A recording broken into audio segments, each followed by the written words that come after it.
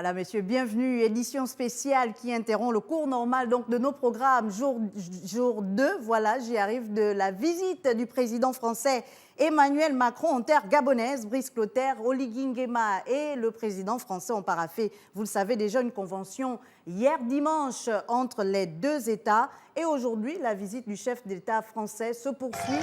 Nous allons aller du côté, justement, des différents chantiers qui redonnent une nouvelle image à la capitale gabonaise. Présentement, les deux chefs d'État sont à la cité Émeraude qui prévoit voilà, accueillir l'administration gabonaise avec l'arrêt des baux locatifs, on le sait déjà. Et le chantier, on peut l'apercevoir à l'écran. Je vais donc vous laisser vivre en direct ce tour de ville entre les deux chefs d'État qui vont normalement aller également du côté de la Cité de la démocratie, un symbole fort du renouveau du Gabon, et qui devront achever leur périple du côté de la baie des Rois où se tient déjà une séquence environnement. Tu me rejoins.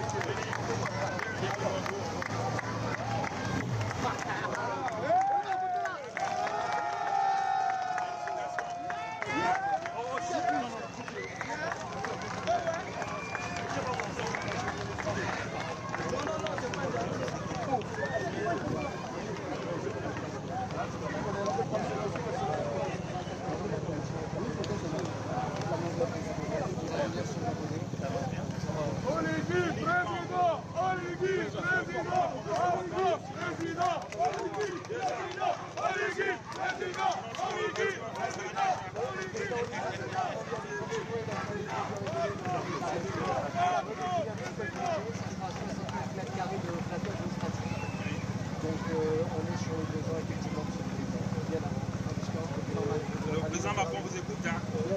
Sinon, je te retiens ici, hein. Tu n'iras pas en France. Il n'y a pas de problème, monsieur le président.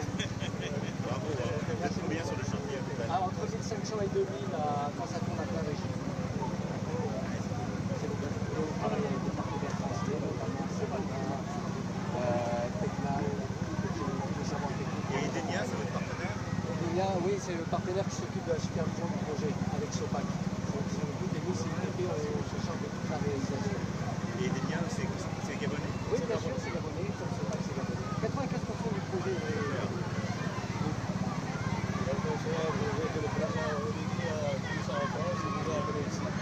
Et lui m'a beaucoup aidé aussi sur l'entretien des casernes, les deux. Quand j'étais commandant en chef, il a réflexionné les deux, les casernes d'Agir. On est au service de l'État et merci à M. le Président de nous accorder cette réponse.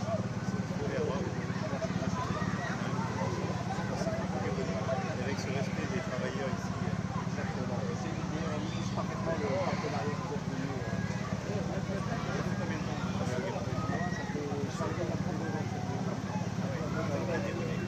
Tu ne veux pas prendre des papiers? Tu as tes papiers, non? Le cœur, je suis gabonais et français. Les papiers, c'est Mais pourquoi tu ne veux pas prendre les papiers? Je n'ai pas choisi, monsieur le Président. Tu ne veux pas choisir? Non, je n'ai pas choisi, j'ai pas Mais choisi. pourquoi tu ne veux pas choisir?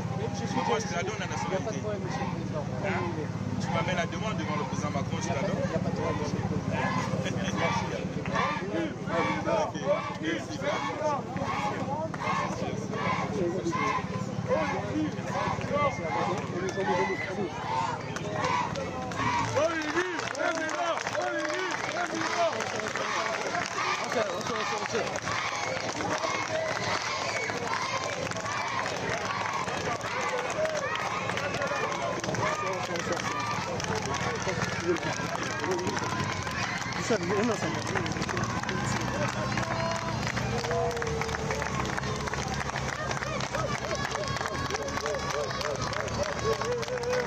des images fortes, on le verra également du côté de la Cité de la démocratie. On le sait, le pays qui est sorti de la transition, au départ, avant même d'entrer dans la transition, il y avait déjà une dette cumulée à plus de 7 000 milliards. Les autorités de la transition ont pu payer leurs dettes qu'ils ont atteintes aujourd'hui.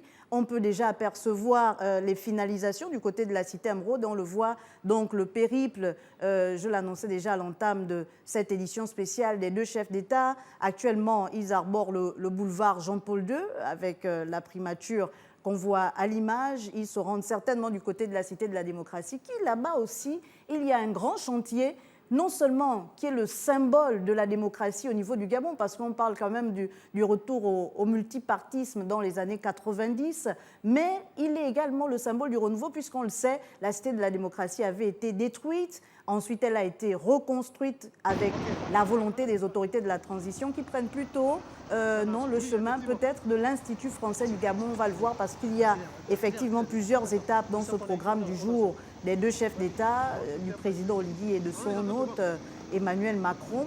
On va donc regarder ensemble l'Institut français. Pour revenir sur cette séquence-là, je vous l'ai dit à l'entame, il y a plusieurs séquences qui se déclinent aujourd'hui. La séquence diplomatique, déjà, ça c'est évident, mais également la séquence économique, puisqu'il y a eu la signature de plusieurs accords hier entre la partie gabonaise et la partie française, des accords qui intervenait à la suite du Forum économique de Paris en juin 2024 où le président de la République gabonaise était présent et où il y a eu une volonté affichée des autorités gabonaises de prononcer des allocutions fortes vis-à-vis de Paris, partant des partenariats gagnant-gagnant désormais. On l'a également vu, le président Macron le reprendre lors de son allocution hier devant la France, effectivement. La France qui a décidé d'accompagner le Gabon effectivement dans la consolidation de ses acquis, mais accompagner le Gabon également dans la réforme de son paysage économique en investissant davantage. On parle quand même de 85 filiales françaises qui sont présentes au Gabon et comme je vous le disais, ils arrivent à l'Institut français du Gabon. Il y a un an, l'Institut français du Gabon avait entamé donc une sorte de rénovation en interne et c'est profitant de la visite du président Macron. Il va donc inaugurer ou réouvrir officiellement l'Institut français du Gabon qui est un lieu là riche pour la promotion des acteurs culturels puisqu'on le sait, la France est présente certes pour les questions économiques mais aussi pour des questions socio-culturelles et plusieurs artistes gabonais ont l'habitude de se produire sur la scène de l'Institut français. C'est donc le symbole aussi, là également, d'un partenariat fort entre les deux États. On va encore vivre, je vais vous laisser vivre, chers téléspectateurs, en direct ce qui se passe. Donc, du côté on va donc laisser vivre en direct finalement ce qui se passe du côté de l'Institut français du Gabon. Magnifique, merci. Merci à vous. C'est bon, c'est bon. Montez les jambes. Ouais, normalement, on va revenir sur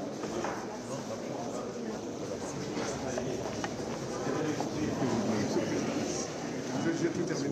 C'est vrai? Oui, j'ai tenu par là. C'est peut-être tout très moche. Il travaille la nuit. Non, pas bien. Pas terminé. À propos des termes de prix, Thierry Léo. Léo. C'est un peu notable.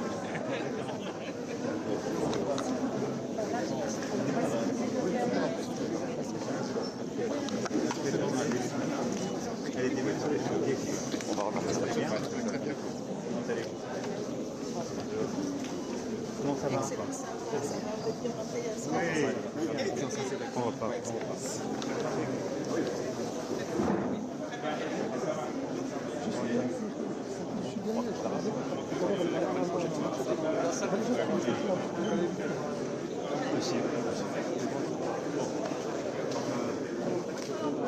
un message à 2h06.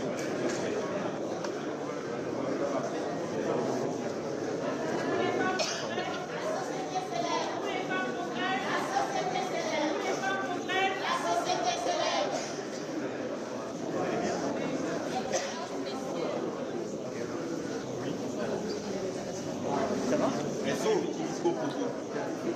Avec le ministre. Sinon, tu pars pas. Dernier. Viens. Monsieur le ministre. Il est où le ministre? Qu'est-ce qu'il faut régler encore? Mettez-vous là. Mettez-vous là. Et quand vous faites le truc avec le président, ça marche.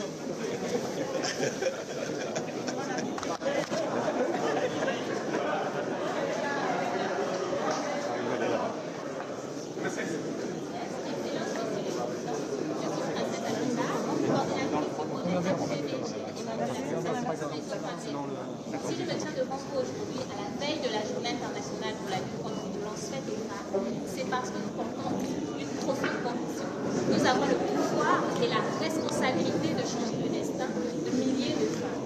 Excellence, nous connaissons l'engagement du Gabon et de la France pour l'égalité entre les femmes et les hommes. Voici pourquoi nous reconnaissons, M. Macron, que vous avez porté comme une grande cause cela durant votre quinquennat. Et nous remercions son Excellence le chef de l'État pour la restauration du département ministériel en charge des droits des femmes. Vos engagements sont une claire orientation. Malgré cela, la situation des victimes reste alarmante. Encore en 2025, 90% de femmes déclarent avoir été victimes d'une forme de violence.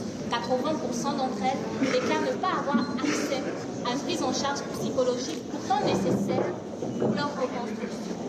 Nous, société civile, ne sommes pas restés sans rien faire face à cela. Nous avons, avec le soutien de l'ambassade de France, 15 organisations ont porté des projets dans le Gabon pour la prise en charge de ces victimes. Nous, au réseau Femmes Network, par exemple, nous avons mis en place une permanence d'écoute et d'orientation pour les victimes, qui a pu également mener des ateliers de reconstruction et d'autonomisation pour elles. Et nous travaillons avec un groupe multi-acteurs composé de 16 organisations engagées, de commissariats disposant de cellules DBJ, mais aussi d'un procureur en charge des violences faites aux femmes, qui est un instrument rare, je tiens à le préciser, parce qu'il faut dire que sur la scène internationale, en Europe par exemple, seule l'Espagne dispose d'une juridiction en la matière. Nous sommes fiers de cette avancée et nous réitérons notre volonté devant vous, Excellence, de voir ce département ministériel maintenu et renforcé pour qu'il continue d'atteindre l'objectif pour lequel il a été mis en œuvre, à savoir la promotion des droits des femmes. Donc avec le collectif ici représenté, nous venons faire une demande simple, mais pourtant déterminante. Une prise de position ferme pour la prise en charge des victimes. Nous avons des documents à vous remettre. Merci. Le rapport sur les femmes de l'ONG Aurore et la prise de position de l'ONG Refus. Monsieur le Président. Merci à vous, merci pour ce combat. Vous l'avez dit, demain est une journée malheureusement la lutte contre les violences faites aux femmes. On va continuer ce combat et il n'est jamais terminé. Les situations sont encore remplies ici en France. L'accompagnement des victimes, la prévention, la plainte, l'accompagnement pour que les violences soient prévenues. C'est ça le paquet aussi. On éloigne les violences. Exactement. Vous avez montré un soutien. Merci au nom de Monsieur le Président. Merci. Merci à vous.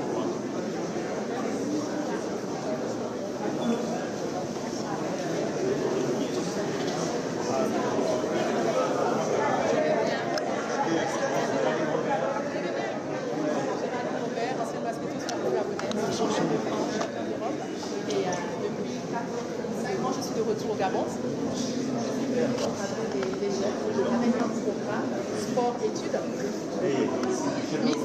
Exactement. Mis en place par l'ambassade de France et soutenu par le comité national de paix. Et ça, nous avons des résultats, nous avons des programmes, nous avons une championne aussi des derniers de l'Alger. Et donc, c'est un programme qui nous soutient. Partenariat, ambassade de France.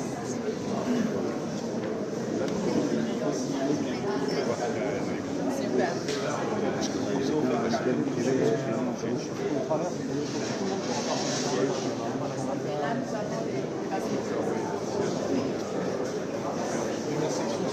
C'est ce que j'ai dit, tous ces enfants font partie de la section. Messieurs les présidents. Exactement.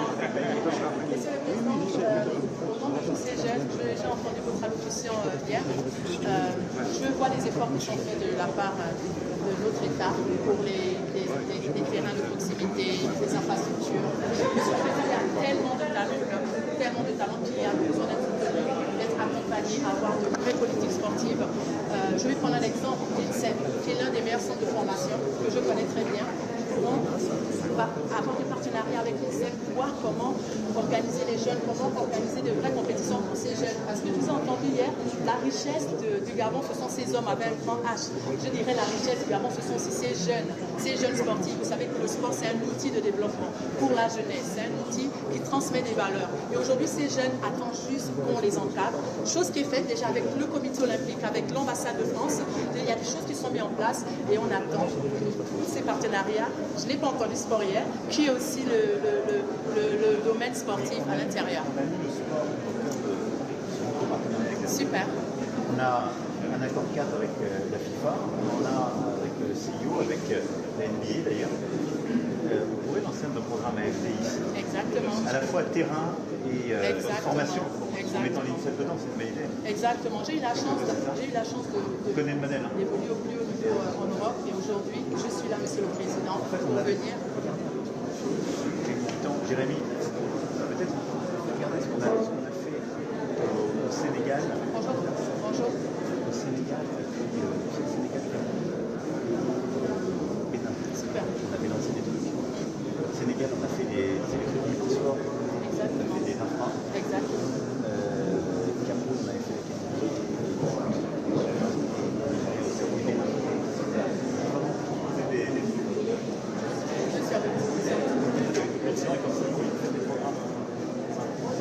Moi, j'y crois beaucoup. Exactement. Nelson Mandela avait dit le sport a le pouvoir de changer le monde. Donc, je compte sur vous, Monsieur le Président. Merci beaucoup, Monsieur le Président. Merci. Merci beaucoup. Et normalement,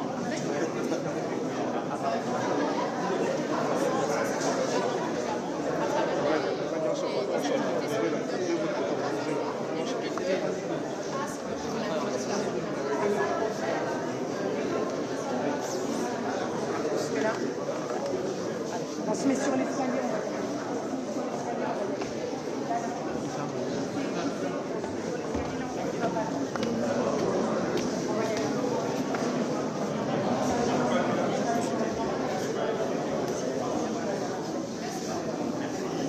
Et justement, les deux chefs d'État qui poursuivent donc la visite de l'Institut français du Gabon, on les a vus s'arrêter dans deux stands en particulier. Un concernant les questions de genre. On a vu des spécialistes de genre s'entretenir avec les chefs d'État, mettre en avant la cause féminine en rappelant justement qu'un ministère dédié a été remis dans le gouvernement gabonais avec le soutien bien sûr de la France. Et à côté, il y a des jeunes parlant de la cause du sport. On a vu notre internationale Géraldine Robert s'entretenir donc avec les deux chefs d'État, mettre en avant tous ces jeunes espoirs du peuple gabonais qui, certains dans des disciplines par rapport aux arts martiaux, d'autres dans d'autres disciplines sportives. Un invité m'a rejoint dans cette édition spéciale, Sir Pavlov Moussavou, sociologue politique. Merci, Monsieur Moussavou, de m'avoir rejoint dans cette édition spéciale consacrée donc à la visite du chef de l'État, jour 2, en terre gabonaise, chef d'État français, bien sûr. Alors, je vais de prime abord vous remercier pour cette invitation-là. Et en tant que Bantou, souhaiter la plus cordiale de bienvenue au président de la République française en terre gabonaise. En tout cas, le Gabon et la France qui entretiennent, on le dit depuis hier, des relations historiques. Et là, on le voit, c'est une séquence assez pratique qui se vit aujourd'hui, puisqu'on a vu les deux chefs d'État aller déjà du côté de la cité émeraude. Certainement, ils sont allés déjà du côté de la cité de la démocratie, où ils le feront par la suite. Mais il y a également ce symbole fort pour la culture. Et je parlais de la cause des femmes, des jeunes aussi par rapport au sport. L'Institut français du Gabon qui était fermé, mais qui aujourd'hui a rouvert ses portes au public. On le sait, beaucoup d'étudiants et d'élèves sont également abonnés là-bas pour avoir accès, certains au numérique, d'autres à des bibliothèques mieux fournies. En tout cas, c'est également un symbole fort de la coopération entre le Gabon et la France. Mais écoutez, l'Institut français est un espace de promotion culturelle. Et là, nous sommes dans le cadre de la diplomatie. Le maître mot ici, c'est le soft power. soft power. Pourquoi? Parce que c'est à travers les instituts français et d'autres mécanismes que la France se vend sa culture, vend son idéologie, et ainsi de suite. Donc c'est tout à fait normal de saluer la réouverture de l'Institut français. Pourquoi? Parce que nous sommes nombreux, nous ces jeunes Gabonais-là, qui sommes passés par cet institut-là, pour ce qui concerne notamment l'accès à certains ouvrages qu'il n'y avait pas ou qui n'étaient pas disponibles dans nos universités. Voyez-vous?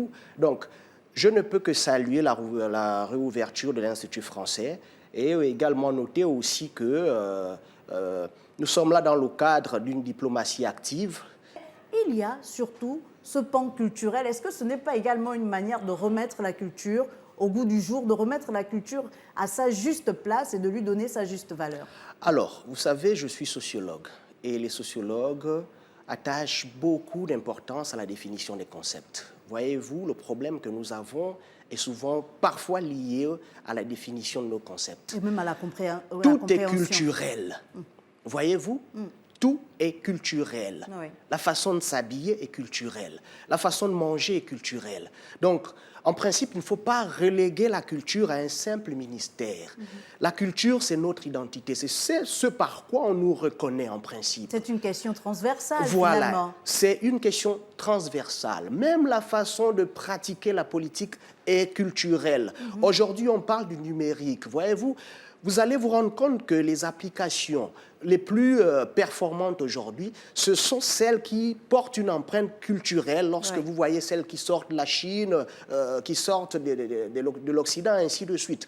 Donc, il y a une dimension culturelle dans chaque domaine de la vie de l'homme. Donc, ne soyons pas de ceux-là qui continuent d'enfermer la culture dans les musées ou dans des ministères, alors que la culture se déploie dans notre quotidien, en ce sens que tout ce que nous faisons est culturel. Moussavou, pourquoi aujourd'hui la Chine a pu devenir la puissance qu'elle est aujourd'hui en partant de sa culture et en faisant la promotion de sa culture? Quand vous arrivez en Chine, on vous sert le thé. Même quand vous n'aimez pas le thé, vous buvez leur thé traditionnel. Quand vous arrivez en Chine, lorsque vous avez un bobo, on vous offre un médicament traditionnel et vous ne refusez pas. Cette culture est véritablement ancrée chez les Chinois et vous êtes obligé de vous y faire. Mais pourquoi dans nos pays, par exemple au Gabon, lorsqu'on arrive, vous et moi déjà, on n'arbore pas forcément des tenues traditionnelles et pourtant on aurait pu le faire également. Mais pourquoi c'est ce côté-là de valorisation de la culture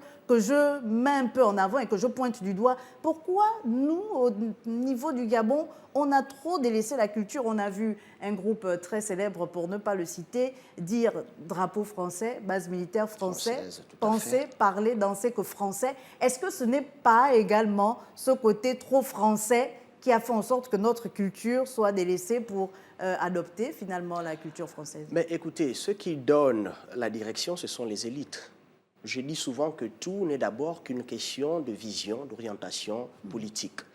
Si aujourd'hui nous avons des autorités qui veulent mettre un accent sur la promotion de nos cultures, mais écoutez, je ne peux que saluer. Pourquoi? Parce que c'est à travers nos cultures qu'on nous reconnaît, c'est à travers sa culture qu'on reconnaît l'empreinte ou encore un peuple.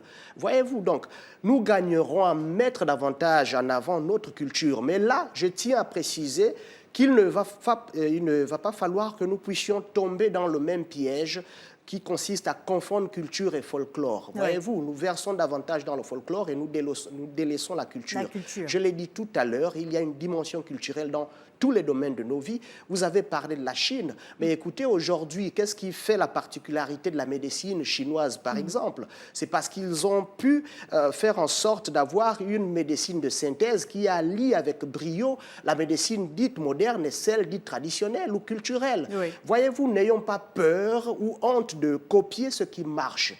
Aujourd'hui, les peuples mettent de plus en plus en avant leurs particularités, leurs particularismes, et les particularismes sont effectivement d'abord culturels, en ce sens que chacun met en avant son identité, sans pourtant vivre en autarcie ou exclure les autres. Les Gabonais gagneraient à davantage promouvoir leur culture, leur identité, mais surtout se réconcilier avec leur histoire. Et à l'heure où on parle, où le président de la République, Brice Clotaire Oligui Nguema, parle de changement de paradigme, on a vu le Gabon s'illustrer, par exemple, sur les questions d'environnement, avoir un certain leadership à ce niveau-là. Est-ce que le Gabon peut miser sur sa culture? Mais écoutez, il n'y a rien de plus économique que la culture. Lorsqu'on parle de la création de richesses, le premier poumon, à mon sens, c'est la culture. Mais est-ce qu'aujourd'hui, on en est déjà à ce niveau-là, au niveau du Gabon? On parle des industries culturelles de façon générale, mais quand on regarde même la façon dont notre caravane touristique se déroule, on a une caravane plus axée, et le ministère du Tourisme viendra certainement nous dire le contraire si c'est le cas, axée sur des sites naturels, axée sur, oui, on a de beaux paysages au Gabon, on a cette chance inouïe d'avoir une belle faune, une belle flore, mais est-ce que ce n'est pas également l'occasion, quand on parle de tourisme, de mettre en avant ces industries culturelles? Ben, écoutez, effectivement, c'est une très belle occasion, mais nous ne devons pas nous limiter à ce genre de plateforme pour promouvoir la destination Gabon. Et la meilleure façon pour promouvoir ou de promouvoir la destination Gabon, c'est de mettre en avant ce qui fait la particularité des peuples et du Gabon. Fait la particularité c'est sa culture, gabonais, son identité, son histoire. Basé sur quoi exactement? Puisque vous avez dit qu'on ne doit pas confondre la culture et le folklore. Mais le folklore, c'est quoi? C'est un mélange de tout et de rien qui fait en sorte que les uns et les autres ne se retrouvent plus du tout. Or, nous avons l'avantage d'avoir plusieurs peuples. D'accord? Plusieurs communautés. On parle d'une cinquantaine. Et chaque communauté a son empreinte. Ça veut dire quoi concrètement? Que lorsqu'on parle du Gabon, c'est la multiplication, d'accord, de plusieurs apports qui sont différents, mais qui se rejoignent et qui font en sorte qu'il y ait une certaine beauté, une certaine unicité, à partir du moment où on met en avant les particularités des uns et des autres. Voilà. Donc, lorsqu'on parle de culture, il ne s'agit pas de mettre en avant uniquement les masques, ainsi de suite. Non. Même si la question des masques est importante. Elle est importante. Mais il s'agit d'abord de mettre en avant l'identité gabonaise. Qu'est-ce qui fait en sorte que moi, Moussavou, je puisse me considérer comme étant gabonais? Qu'est-ce que j'apporte sur le plan international? Lorsqu'on parle, par exemple, aujourd'hui de l'interconnexion, le maître mot ici, c'est le village planétaire. Oui. Quel est mon apport? Quel est le plus que j'apporte en tant que Gabonais lorsque je vais m'asseoir autour de la même table que les autres? C'est pourquoi je disais que nous gagnerons à promouvoir, à mettre en avant notre empreinte qui est d'abord culturelle. Pourquoi? Parce que c'est à travers cette empreinte-là que les autres parviendront à réellement cerner la plus-value ou le plus que nous apportons lorsque nous nous asseyons sur la même table ou que nous nous inscrivons dans une dynamique qui consiste à apporter un plus sur l'espace monde. Voilà. On va laisser vivre encore cette séquence culturelle un peu aux téléspectateurs, de voir...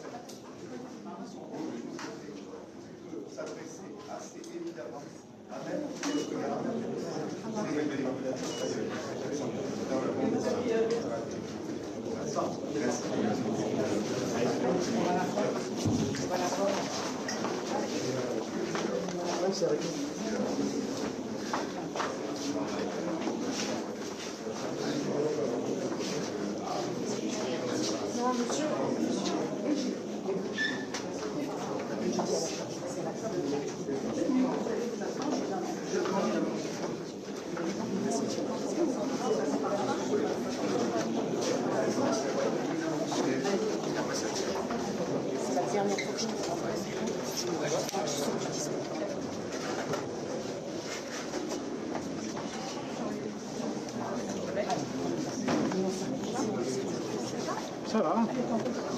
Tiens, Laurent, tu es avec moi. Ici, c'est tous les officiers. Allez, on va s'installer en bas.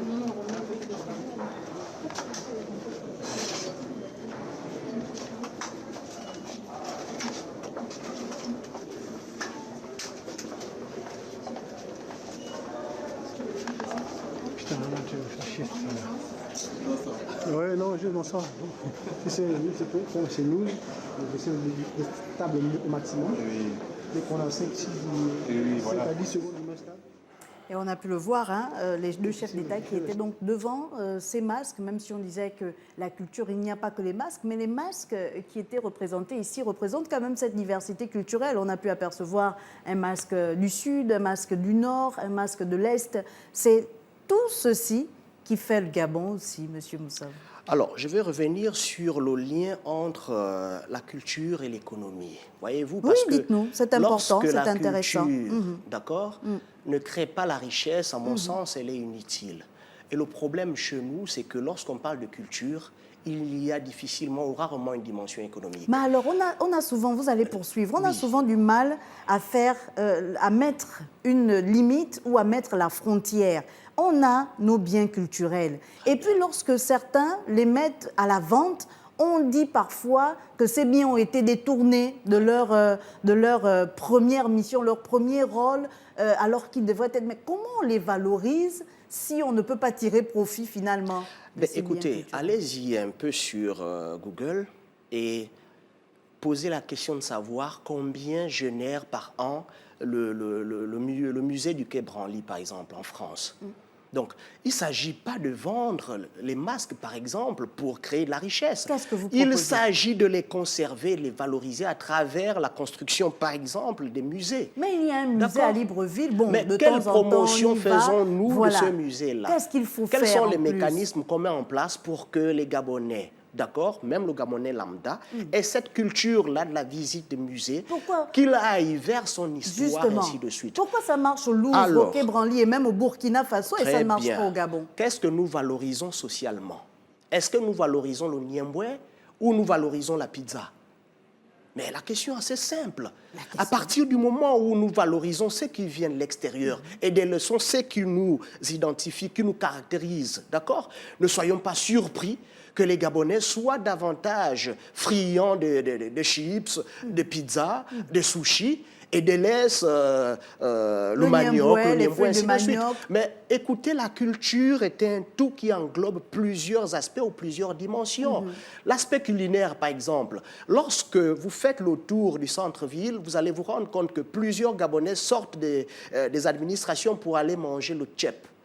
Mais écoutez, le tchèp, c'est une dimension culturelle mais c'est peut-être parce que c'est ce qui est disponible au centre-ville. Non. Où sont les restaurants gabonais? Vous êtes sûr qu'il n'y a pas de restaurants gabonais? Je Non. me pose la question. Nous avez parlé du tchèp. tendance à valoriser ce qui vient d'ailleurs. Et c'est ça le problème. Et est-ce que ce n'est pas parce que aussi ce qui est produit localement coûte un peu plus cher? Pas forcément. Ce qui est produit localement est de bonne qualité et parfois très accessible. Quand vous arrivez dans les restaurants gabonais, monsieur Moussavou, les mets ne coûtent pas à moins de 5 000 francs CFA. Souvent, ce n'est pas à la portée de tout le monde aussi, même s'il faut valoriser la culture. Très bien. Mais écoutez, tout n'est pas forcément à la portée de tout le monde. Chacun se nourrit en fonction de sa bourse. Mais je puis vous rassurer que nous avons dans ce pays des restaurants gabonais qui font la promotion de la culture gabonaise à travers notamment l'art culinaire et qui sont accessibles à toutes les bourses. Malheureusement, nous avons tendance à promouvoir, à surtout préférer ce qui vient de l'extérieur, mais je ne vais pas blâmer les populations ici, mais plutôt inviter nos autorités à davantage créer des plateformes pour mettre en avant la culture gabonaise à travers ces différentes dimensions, que ce soit la musique, que ce soit l'art culinaire, que ce soit nos langues. Cette question-là qui se pose encore avec aujourd'hui. beaucoup d'acuité. Nous ne nous exprimons qu'en langue française. Moi qui suis Pounou, je suis quasiment dans l'incapacité de m'exprimer avec un frère fan sans que le français n'intervienne. Voyez qu'il y a plusieurs défis à relever lorsque nous parlons de notre culture. Voilà. Et vous parliez du musée, ça nous intéresse quand même parce que lorsque vous arrivez au musée de Libreville, vous voyez ce beau pont en liane, certes, une belle représentation du pont en liane, mais ensuite il y a des masques logés quelque part, il y a même cette représentation de grotte, mais après ça, quand il n'y a pas de journée porte ouverte, à quoi nous sert notre musée finalement? Voilà. Déjà, je suis surpris de voir que nous n'avons qu'un seul musée lorsqu'on voit un peu la richesse de notre culture. Voyez-vous, il faut davantage créer des espaces de promotion de notre culture, des plateformes numériques de promotion de notre culture. Mais j'insiste sur la dimension économique. Voyez-vous, lorsqu'on parle de culture gabonaise, où est la dimension économique? Lorsqu'on parle, par exemple, du Japon, d'accord? Tout de suite, on vous parlera, il y a toujours un produit économique qui est rattaché à cette culture-là. On vous dira Japon, on vous dit sushi. D'accord? On vous parle de la culture française, vous allez voir qu'il y a le vin, le fromage, ainsi de suite. Il y a le fromage. Lorsqu'on parle de la culture gabonaise, à quoi nous renvoie-t-elle, effectivement? Est-ce qu'il ne faut pas mettre en avant des choses comme la carpe de Lambaréné? Pourquoi pas? Pourquoi pas les petits pots de Logoué, sans vouloir faire la publicité? Donc, lorsqu'on parle de culture, il faut veiller à ce qu'il y ait une dimension économique. Et pour que cette dimension économique-là soit effective, il faut qu'il y ait des produits locaux qui sont mis en avant. Est-ce que ce n'est pas ce... Là, je ne parle que de l'art culinaire. On a présenté, lui c'est Big Boy One, plusieurs fois champion au Gabon, champion d'Afrique. Aujourd'hui, il nous présente la punk, appelée communément au Gabon la classique, qui est l'une des premières danses urbaines pratiquées au Gabon.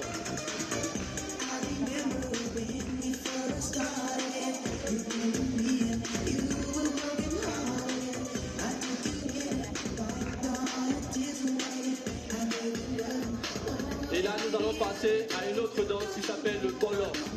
Le bolo qui est une danse urbaine gabonaise, une danse de notre vie.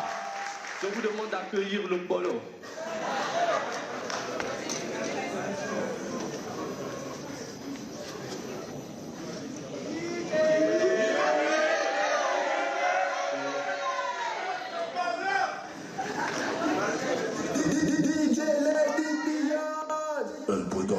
From Gabon.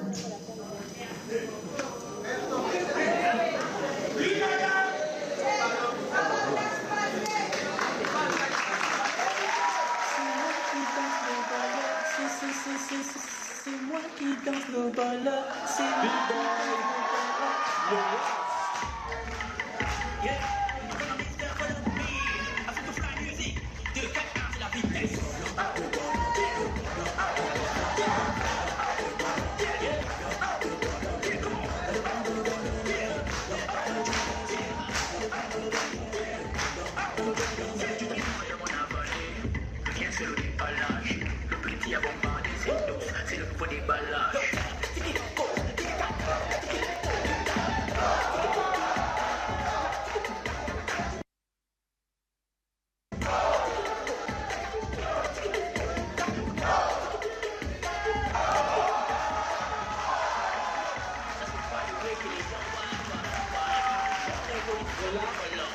On va continuer avec le jazzé.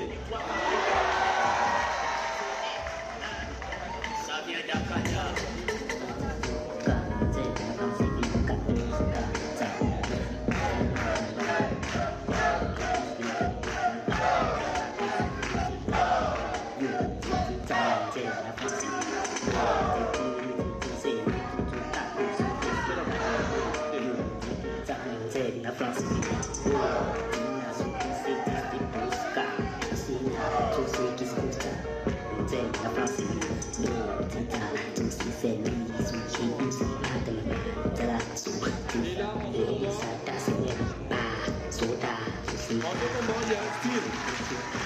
En ce moment, il y a un style qui a conquis tout le Gabon, qui en ce moment se trouve dans toute l'Afrique et maintenant dans tout le monde entier.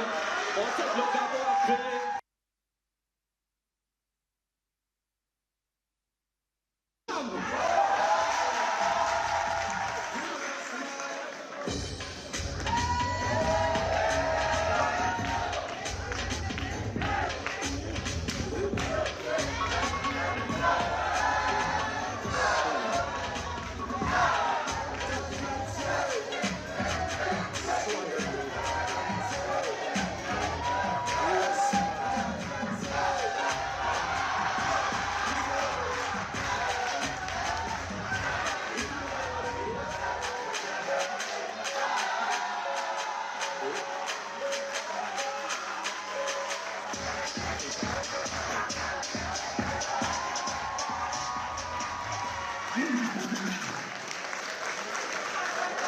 J'espère que vous avez apprécié.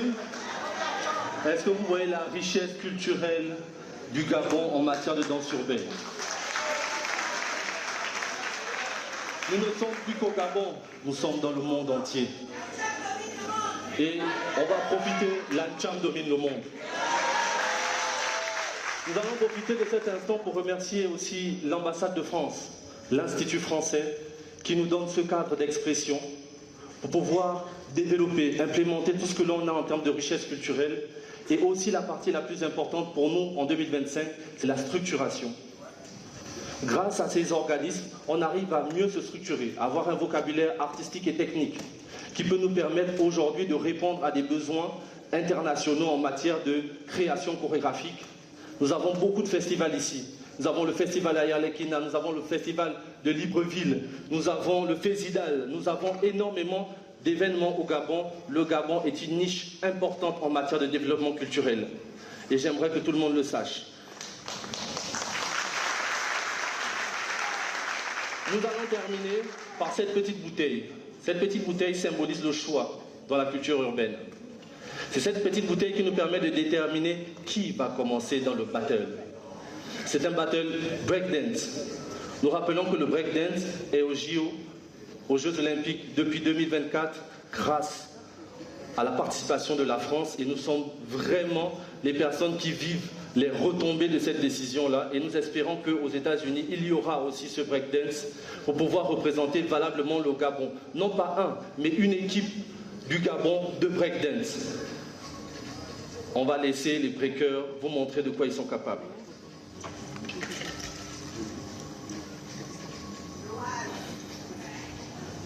Les jurys, regardez bien, vous allez avoir la lourde tâche de désigner le vainqueur.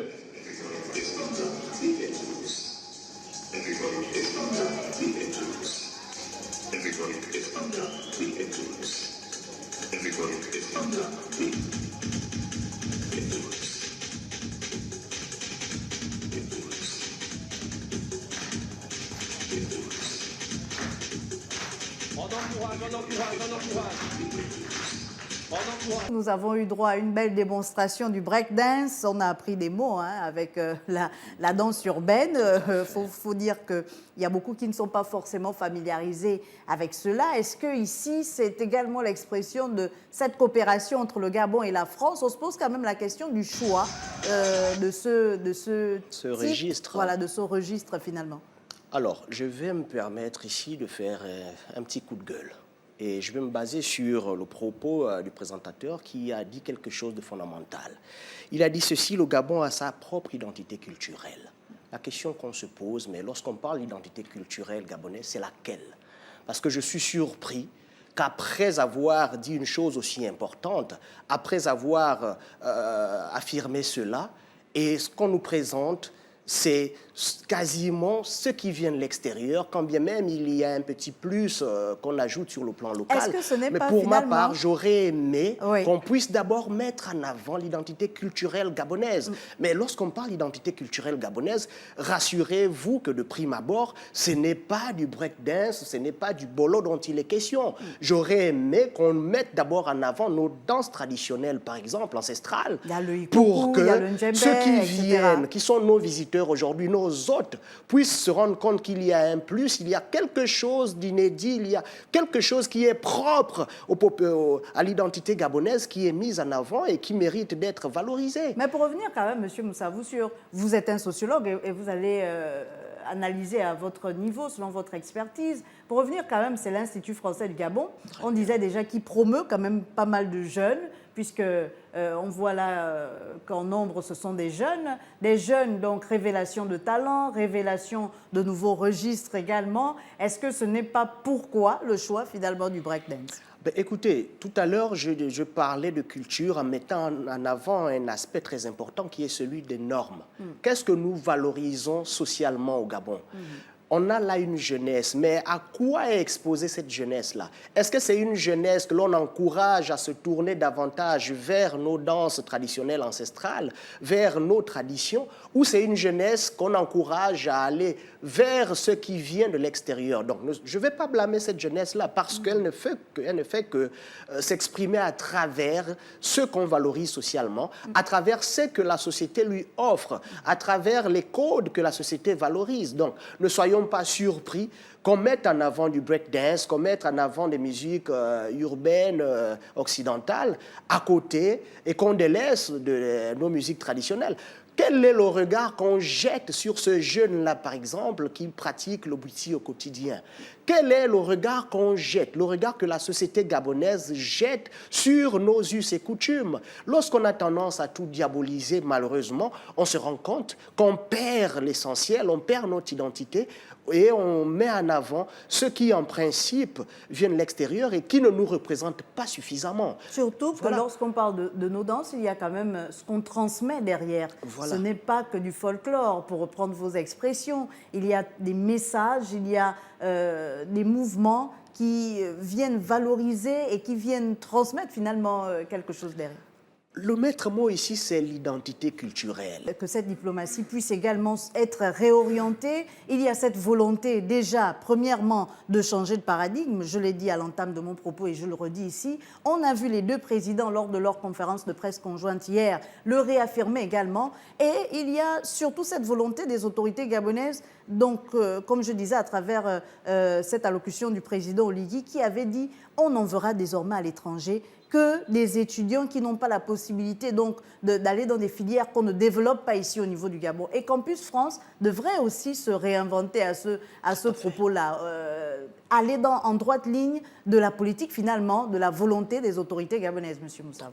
Ben, écoutez, Campus France est un partenaire. Et pour qu'il y ait véritablement une réorientation, il faut qu'il y ait un travail fait en synergie avec le ministère de l'Enseignement supérieur, par exemple.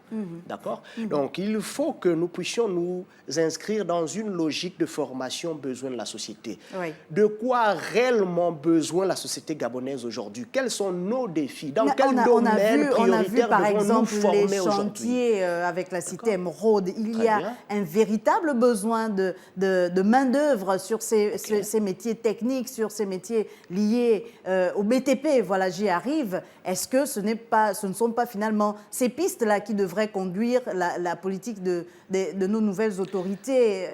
L'occasion pour moi, M. Moussavou, d'annoncer donc l'arrivée sur notre plateau de Dr Eboela, maître assistant en philosophie politique. Docteur, merci de nous avoir rejoints dans cette édition spéciale. Nous revenons sur ce partenariat entre le Gabon et la France avec la réouverture de l'Institut français du Gabon, qui est toute une symbolique. On a abordé l'aspect culturel, mais il y a à côté l'aspect lié donc à la poursuite des études pour les étudiants avec la plateforme Campus France.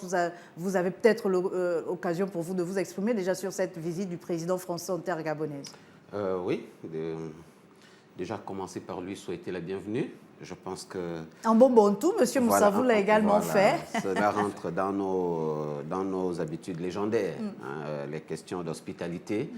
Voilà, et puis espérer que les relations bilatérales qui vont probablement être consolidées, renouvelées à l'aune de cette visite, puissent porter sur des échanges d'égal à égal, comme le souhaite le président gabonais Brice Clotaire Oligui Nguema. Et donc le partenariat entre le Gabon et la France, on l'a vu, s'inscrit à plusieurs niveaux. On a vu cette grande séquence économique hier avec les hommes d'affaires français et gabonais qui étaient assis autour de la même table. On a vu même les deux chefs d'État parapher un protocole d'accord qui renfermait, je le disais déjà à M. Moussavou, plusieurs accords de gestion de l'eau, de gestion des déchets et même de réhabilitation du transgabonais. Aujourd'hui, il y a plus une séquence sur le terrain, déjà avec la visite de plusieurs chantiers, occasion aussi pour le Gabon peut-être d'attirer là aussi des investissements directs étrangers venant de la France par rapport à tout ce qui se passe au niveau des chantiers, Cité Émeraude, Cité de la démocratie et bien d'autres. On a vu donc Là, nous sommes actuellement, avant d'aller sur la dernière phase donc, de ce périple entre les deux chefs d'État qui va normalement connaître son épilogue à la Baie des Rois, où se tient déjà une table ronde également sur les questions liées à la protection de l'environnement. Nous sommes sur ce segment culturel quand même riche et qui remet un peu au goût du jour, je le disais déjà avec M. Moussavou, la question de la culture. On le voit, les chefs d'État donc, font leur entrée au niveau de la Baie des Rois. Je le disais déjà, M. Eban est là, un lieu symbolique également pour l'économie. Mais on le sait, les investisseurs ne peuvent s'installer au Gabon que si le climat des affaires est également propice. Oui, et je crois que dans notre cas, c'est le cas de le dire. On peut être en droit d'affirmer et même de le soutenir que le climat, pour l'instant, au Gabon est propice. Le climat des affaires est propice, eu égard à la stabilité qui prévaut actuellement depuis l'avènement du coup de la libération, l'organisation de l'élection présidentielle que la communauté internationale a salué, que les missions d'observation électorale ont majoritairement salué. Le climat est serein, le climat est stable. Le pays fonctionne dans la paix, dans la stabilité. Donc les investisseurs, au regard également du dynamisme économique, du dynamisme en termes d'investissement, investissement infrastructurel, en termes d'organisation au niveau de la superstructure, les investisseurs ont des raisons de croire au Gabon et de venir s'y installer. Alors vous parliez tout à l'heure de modèles de développement. Pour parler d'égal à égal avec les puissances de ce monde. Il faut tout à fait avoir un modèle de développement, il ne faut pas s'inspirer des modèles des autres.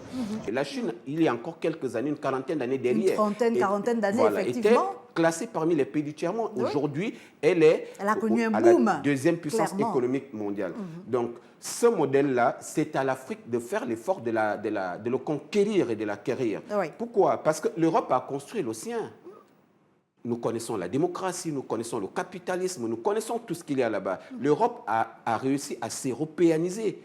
L'Asie a réussi à s'asianiser. Il appartient à l'Afrique aujourd'hui de s'africaniser. Il appartient au Gabon de se gaboniser. Mais est-ce que ce n'est pas cette volonté que les pères fondateurs avaient déjà en mettant en place l'organisation de l'unité africaine qui est devenue l'Union africaine aujourd'hui? Oui, après... pour l'expression de cette africanéité. Exactement, mais beaucoup plus l'esprit du panafricanisme. Voilà, initié par Kwame Nkrumah et bien d'autres pères fondateurs, mais qui connaît aujourd'hui des travestissements. Voilà, des travestissements tels qu'on connaît. Moi, j'en appelle plutôt, dans la suite de Joseph Kizerbo, à un développement de type endogène. Il faut endogénéiser le développement.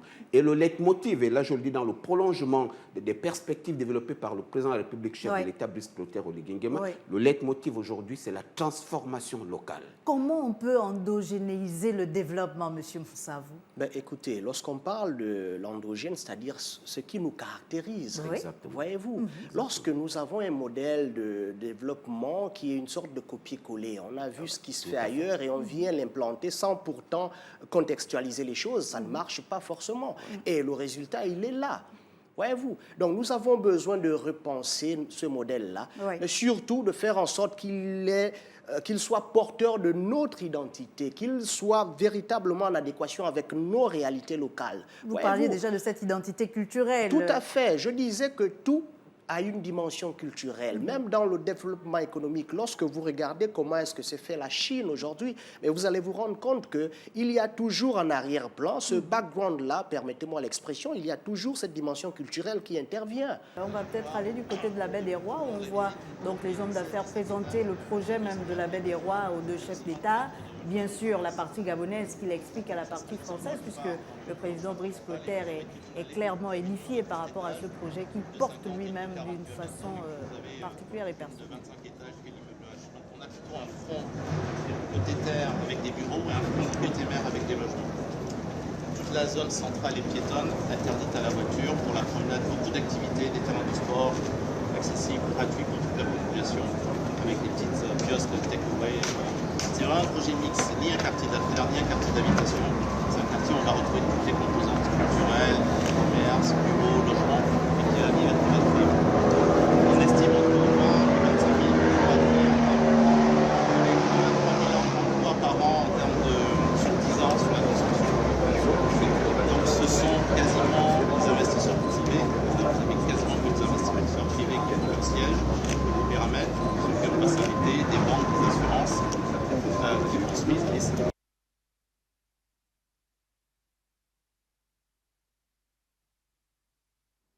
Et donc, on le voit, cette belle présentation de la baie des Rois. Mais, docteur Eboela, vous vouliez réagir par rapport à cette présence française au niveau du Gabon. Ensuite, on va embrayer et revenir sur la partie économique. Je m'inscris dans la perspective des éléments développés par le collègue tout à l'heure. J'observe, sans nécessairement prendre position, que le Sahel a tourné le dos à la France. Et on peut supposer que la France cherche aujourd'hui de nouveaux appuis.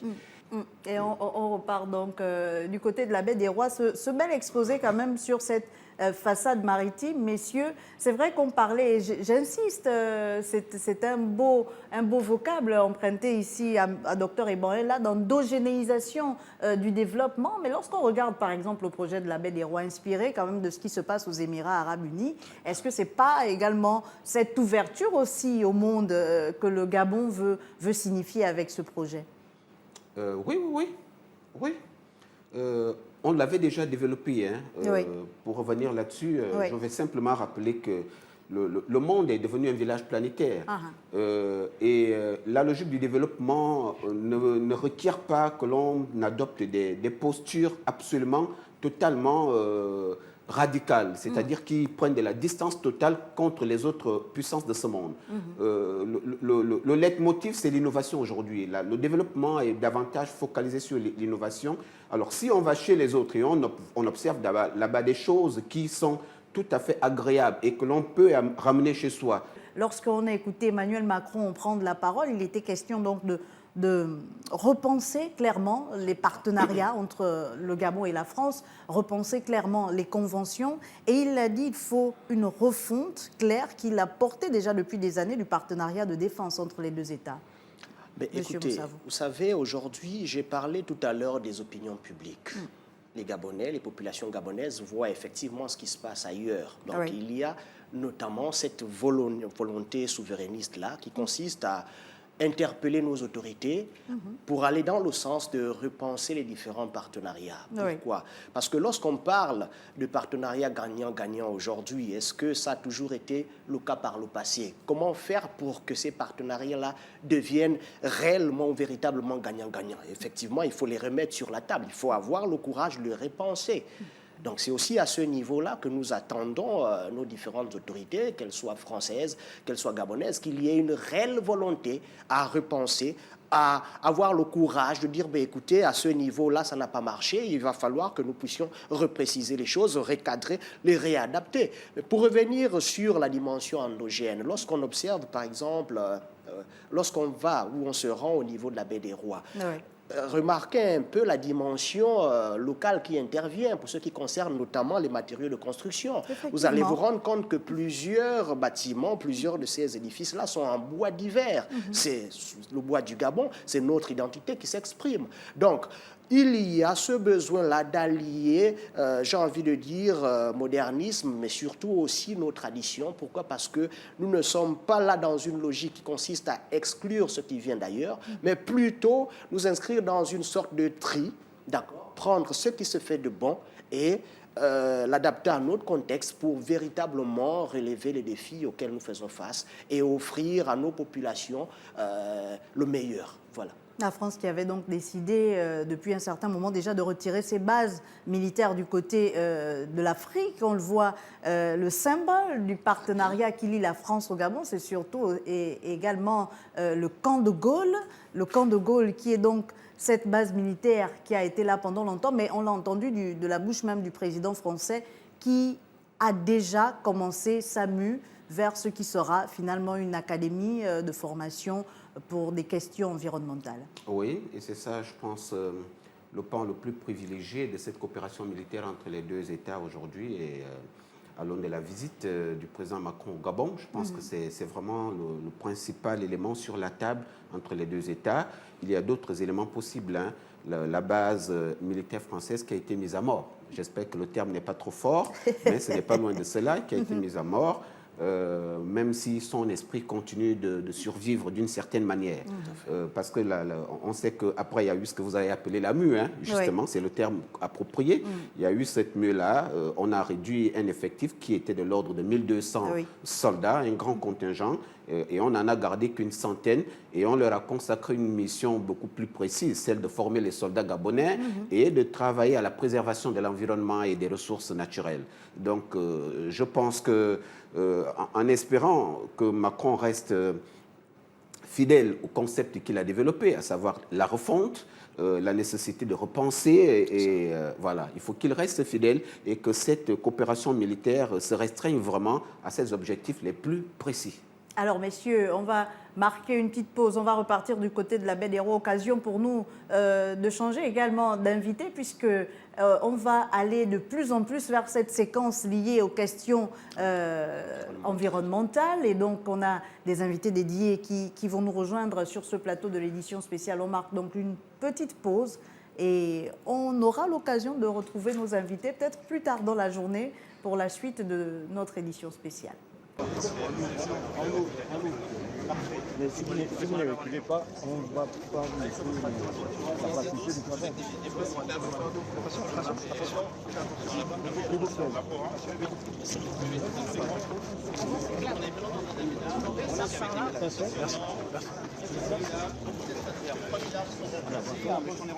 Attention, attention, recule, recule. Attention. Non, recule. 7 hectares d'espace végétalisé.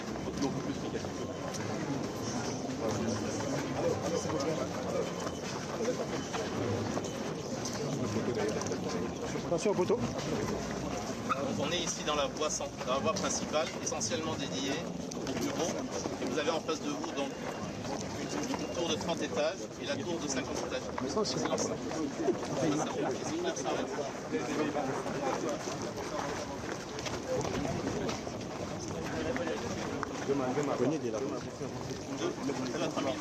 Attention.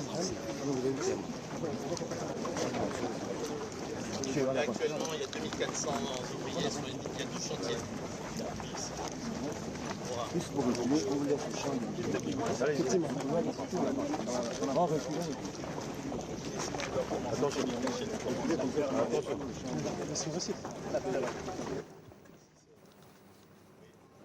Et nous sommes donc toujours du côté de la Baie des Rois où nous pouvons vivre en direct la Baie des Rois qui est aussi finalement cette balade, hein, il faut le rappeler. Plusieurs Gabonais profitent de l'occasion les samedis. Ça, c'est un moment important qu'on ne peut pas rater. Docteur Eban est là. C'est devant le siège d'Eramet, de la Comiloc, voilà, que les chefs de l'État viennent de s'arrêter puisqu'on a l'administrateur directeur général, M. Batolo, qu'on aperçoit à l'image. On a également plusieurs personnes du groupe Eramet qui sont donc présentes là pour accueillir les deux chefs d'État et échanger avec eux.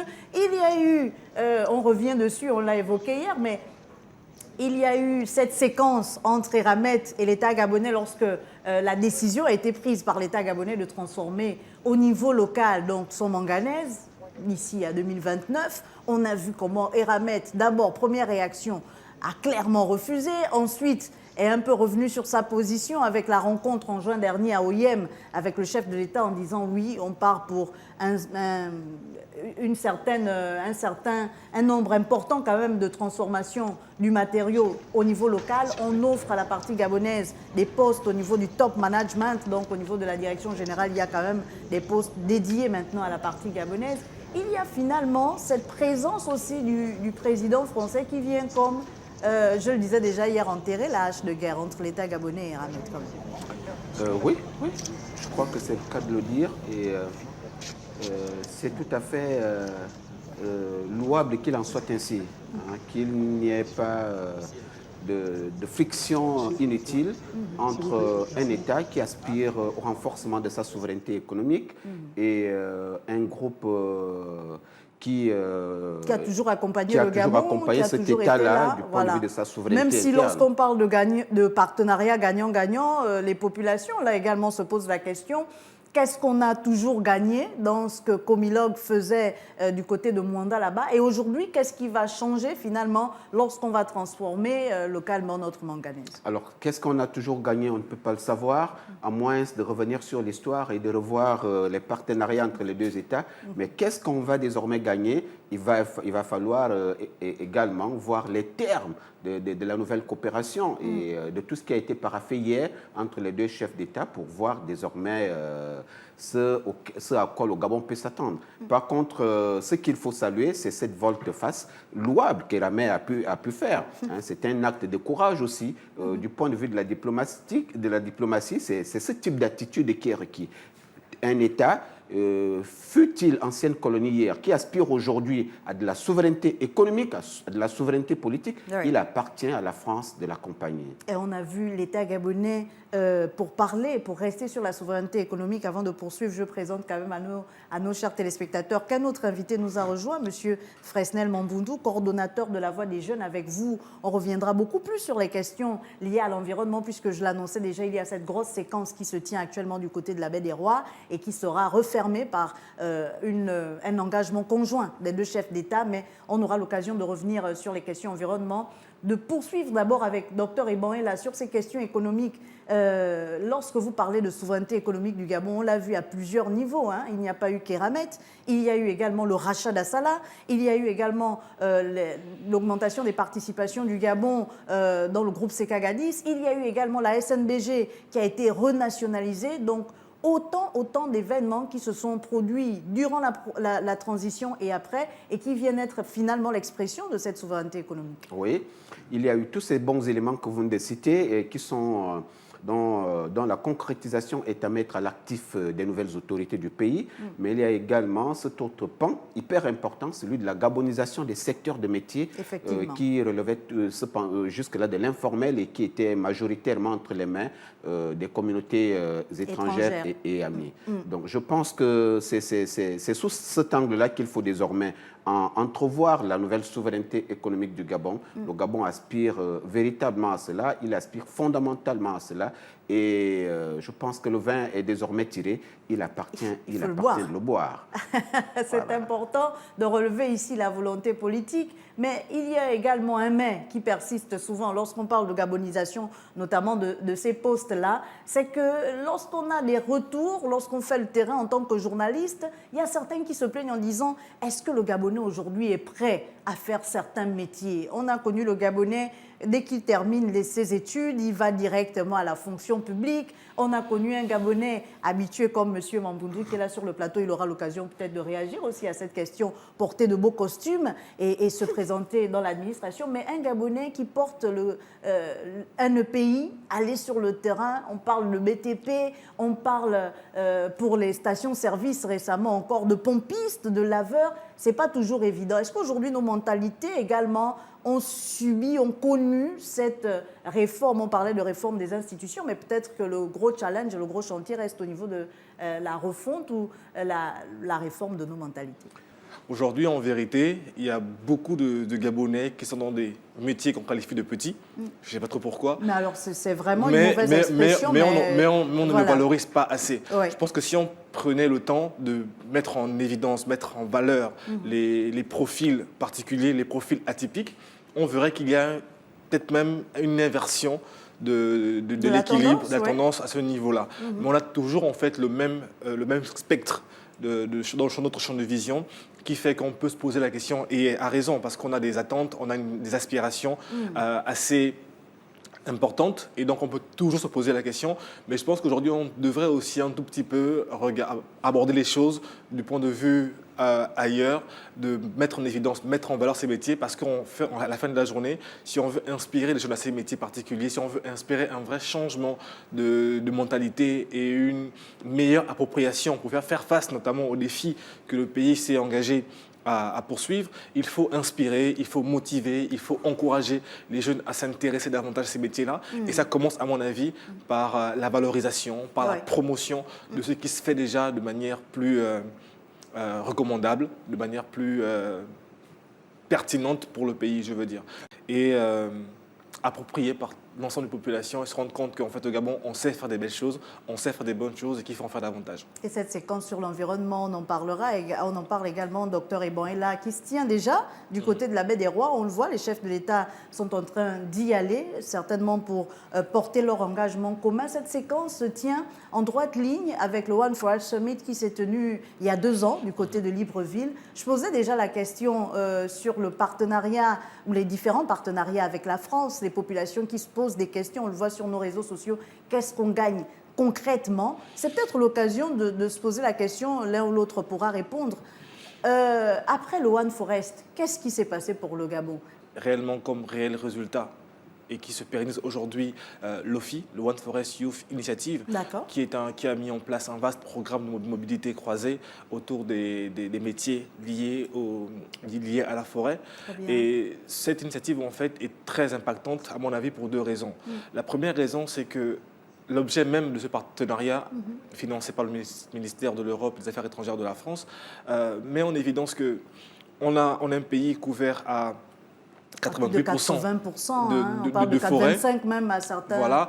Et les métiers de la forêt ne sont pas, pour le coup, autant valorisés que nécessaire. Donc, avec un tel programme, en vérité, on met en évidence ces métiers, on encourage les jeunes à s'intéresser à ces métiers et pourquoi pas, on oriente également aussi les questions scientifiques. Parce que c'est une autre composante de ce programme de coopération scientifique avec le One Forest Vision Initiative, qui allie également aussi la coopération scientifique autour des forêts du bassin du Congo. Donc on pense réellement que un des impacts, voilà, un des objectifs atteints par ce forum-là a été la mise en place de cette plateforme des jeunes. Et cette plateforme scientifique contribue justement à renforcer les résultats qui ont été obtenus depuis le One Forest Summit. One Forest Summit, effectivement. On ne comprend pas toujours la symbolique autour du fait de planter un arbre. On l'a déjà vu avec certains chefs d'État en visite au Gabon. C'est vrai qu'on parle de ces questions d'environnement, mais lorsqu'on voit le Gabon, on n'a pas forcément été victime de la déforestation. Vous l'avez rappelé, couvert quand même à plus de 80% par la forêt. Pourquoi toujours, pour marquer le volet protection environnement, on devrait planter un arbre? Déjà, il faut noter que la symbolique autour de l'arbre ou l'intérêt des arbres dans notre environnement mondial aujourd'hui marqué par les changements climatiques, l'arbre, en fait, c'est la protection voilà, des êtres humains au sens large du terme, et vraiment pour faire le plus simple pour le commun des Gabonais. Et voilà, donc il faut noter que la forêt joue un rôle très important. Il faut le préserver, il faut le valoriser. On essaie de créer toute une économie autour de la forêt parce que c'est aussi ça notre patrimoine, qu'on doit être capable de se dire qu'est-ce qu'on a, comment on le valorise et comment on le promeut. Je pense que au-delà des 88% de couverture forestière que nous avons, il faut surtout qu'on pousse la réflexion sur comment on le valorise, comment on le maintient, comment on le préserve. Parce que derrière, on est conscient que cette forêt que nous avons aujourd'hui est un poumon pour l'ensemble de la planète. Et ils sont donc pour nous de réfléchir à comment on en tire profit pour notre développement. Et justement, c'est la question qui se pose souvent. Docteur Ebouanela, vous êtes toujours avec nous sur ce plateau. Comment on tire profit de toute cette valorisation de nos écosystèmes? On parle du rôle écosystémique joué par nos forêts. On parle de la préservation de la forêt qui permet, oui, à notre faune de se maintenir, de se reproduire. On a nos éléphants de forêt qui contribuent aussi, on les appelle d'ailleurs les architectes de la forêt, toujours protégés. À un moment donné, il y avait même ce conflit homme-faune et il persiste, même s'il a tendance à baisser un peu en matière de chiffres, mais quand même, parce qu'on a vu que le Gabon a peut-être trop protégé les éléphants. Certains ont même dit au détriment des êtres humains. Ce qu'on a observé il y a encore quelques années, c'est pratiquement une destruction de l'écosystème. On entasse du sable par-ci et en même temps, on observe aujourd'hui que la baie des Rois tranche véritablement sur le plan environnemental avec ce qui se faisait hier. qu'est-ce qu'on observe? On observe que des injonctions en lien avec la nécessité de protéger le bassin du Congo, mais de l'autre côté, une déforestation qui n'en finit pas. Vous l'avez ressorti tout à l'heure, conflit homme-faune, même si je ne suis pas davantage d'accord avec ce concept-là. Conflit homme-faune, des éléphants qui viennent maintenant vers les villageois pour détruire des produits dans les villages. Donc c'est ce contraste-là que l'on n'arrive pas à comprendre et qui, de mon point de vue, justifie l'inquiétude implicite aux questions que vous avez posées, à savoir finalement où est-ce qu'on va, qu'est-ce qu'on gagne, quels sont les résultats à terme. Monsieur Mamboundou, comment on tire profit de notre surprotection de l'environnement? Non, je pense que déjà, à la question même de comment on tire profit, le commencement, c'est de se rendre compte que cette forêt est une richesse. Tout commence là. Quand on est conscient que c'est une richesse, on va se demander à quel niveau. C'est une richesse au niveau diplomatique. Parce qu'en tant que poumon, tout le monde nous regarde et donc on peut tirer profit du point de vue diplomatique de cette forêt-là. C'est une richesse du niveau industriel, par une production durable, par une transformation locale, par une promotion des savoir-faire endogènes et la valorisation des produits forestiers non ligneux. Donc c'est toute une richesse industrielle qu'on peut cultiver autour de ça. On a effectivement, pour aller vous gardez vos idées en place, on a effectivement le palmier à huile, par exemple. Lorsqu'on l'exploite, on a l'huile de palme, on a les noix de palme qui peuvent produire du niemboué, on a même l'huile d'amande que l'on appelle communément le maningou au Gabon. Exactement. Il y a effectivement, pour expliquer les produits forestiers non ligneux, il y a le vin de palme. Il y a le vin de palme, et je voyais le docteur Eban sourire, effectivement. Exactement. Donc on comprend que la forêt est également une richesse au niveau industriel. Du point de vue industriel. Et pour finir, je pense que c'est également une richesse au niveau culturel. Parce qu'on a tout un ensemble de savoir-faire traditionnels, savoir-faire endogènes, qui peuvent être valorisés, qui peuvent être promus, qui peuvent être déployés dans le tourisme, dans l'écotourisme par exemple, qui est un levier économique ailleurs. Oui. J'étais au Kenya. Oui. C'est incroyable la contribution au PIB du tourisme. Et le Gabon a une richesse biodiversitaire, en termes de biodiversité, équivalent sinon plus. Si on réussit justement à prendre conscience de cette richesse que cette forêt peut représenter, en vérité, c'est un levier incontestable, incontournable pour notre développement. C'est l'une des questions que l'on se posait déjà avec M. Moussavou. Comment on arrive à valoriser finalement notre savoir-faire local, notre culture à travers cette forêt, etc. Derrière des secteurs tels que le tourisme, derrière d'autres secteurs également. Comment on peut allier protection de l'environnement et développement finalement ? Je pense que le chantier est déjà engagé, le chantier est déjà enclenché. Et tout ce qui est à faire, en fait, c'est de maintenir la dynamique, c'est de maintenir l'élan que nous avons, c'est de renforcer l'écosystème du coup, qui se crée autour de ces enjeux pour qu'à la fin, on puisse arriver au résultat. C'est aussi ça la réflexion que nous devons avoir. Alors, permettez, Monsieur Mamboundou, que l'on aille du côté de la Baie des Rois assister à cette belle séquence culturelle. On l'a regretté un peu du côté de l'Institut français avec Monsieur Moussavou tout à l'heure, mais il y a donc l'expression de la culture gabonaise que l'on peut vivre et regarder ici. Je pense que les chefs d'État vont rentrer dans l'attente. On parlait déjà de cette séquence. Certes, on a commencé à aborder les questions liées au One Forest Summit, mais cette séquence se tient aussi juste après la COP, à laquelle vous avez pris part. Oui, se tient également après la COP et tous les enjeux qui ont entouré cette 30e conférence des parties. Et des résultats peut-être mitigés qui en sont ressortis. Mais surtout, ce qu'il faut noter, c'est que le Gabon reste engagé, totalement investi dans cette démarche, dans sa dynamique, que derrière tous les résultats qui ont pu être obtenus à la COP, on peut noter également la contribution du Gabon, qui a élaboré sa CDN 3.0 juste avant la COP, qui a également marqué cette conférence des parties avec ses side events, son engagement autour de la conception du capital naturel, justement, qui est une décision gouvernementale et qui est en train d'être mise en œuvre par les différents ministères sectoriels, parties prenantes de ce programme-là, et les partenaires qui accompagnent. Donc on considère que cette conférence des parties reste, à mon avis, à deux niveaux importants. Au premier niveau, c'est de dire que chaque année, de maintenir ce rendez-vous annuel permet non seulement de faire le bilan de ce qu'on s'est proposé de faire jusqu'à aujourd'hui, mais surtout, et surtout de se rappeler de là où on veut aller. Et ce sentiment qui ressort à chaque fois d'inaccompli est justement la marque qu'on fait des petits pas.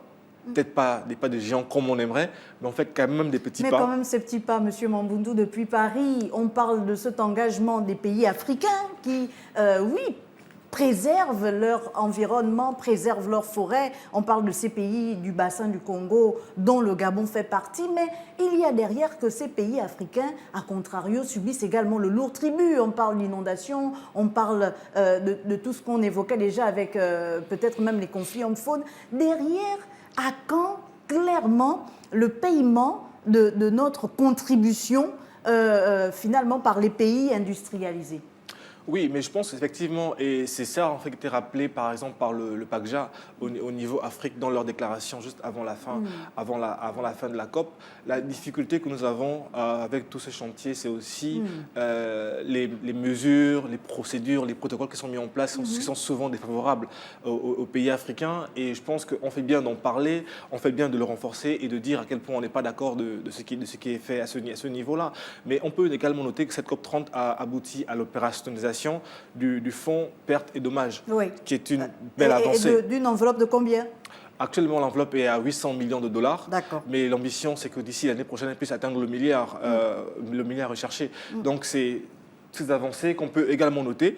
C'est des petits pas, mais comme je dis au départ déjà, il faut qu'on soit capable de valoriser ce que nous avons et intensifier l'action pour arriver vers là où on voudrait aller. On l'a vu le président, vous allez poursuivre, docteur Eban est là, le président Brice Clotaire Oligui, lorsqu'il arrivait à peine, et vous allez confirmer, si je ne me trompe pas, c'était à la COP 27 ou 28, il avait dit les certificats de bonne conduite ne se mangent pas. On a préservé la nature au niveau du Gabon, les pays africains ne font que ça. On va donc vous permettre de vivre en direct. On pourra poursuivre juste après cette séquence liée donc à l'environnement, avec la présence des deux chefs d'État qui vont donc porter un engagement conjoint. J'ai l'honneur d'inviter solennellement son Excellence Brice Clotaire Oligui Nguema, président de la République gabonaise, pour son mot de circonstance.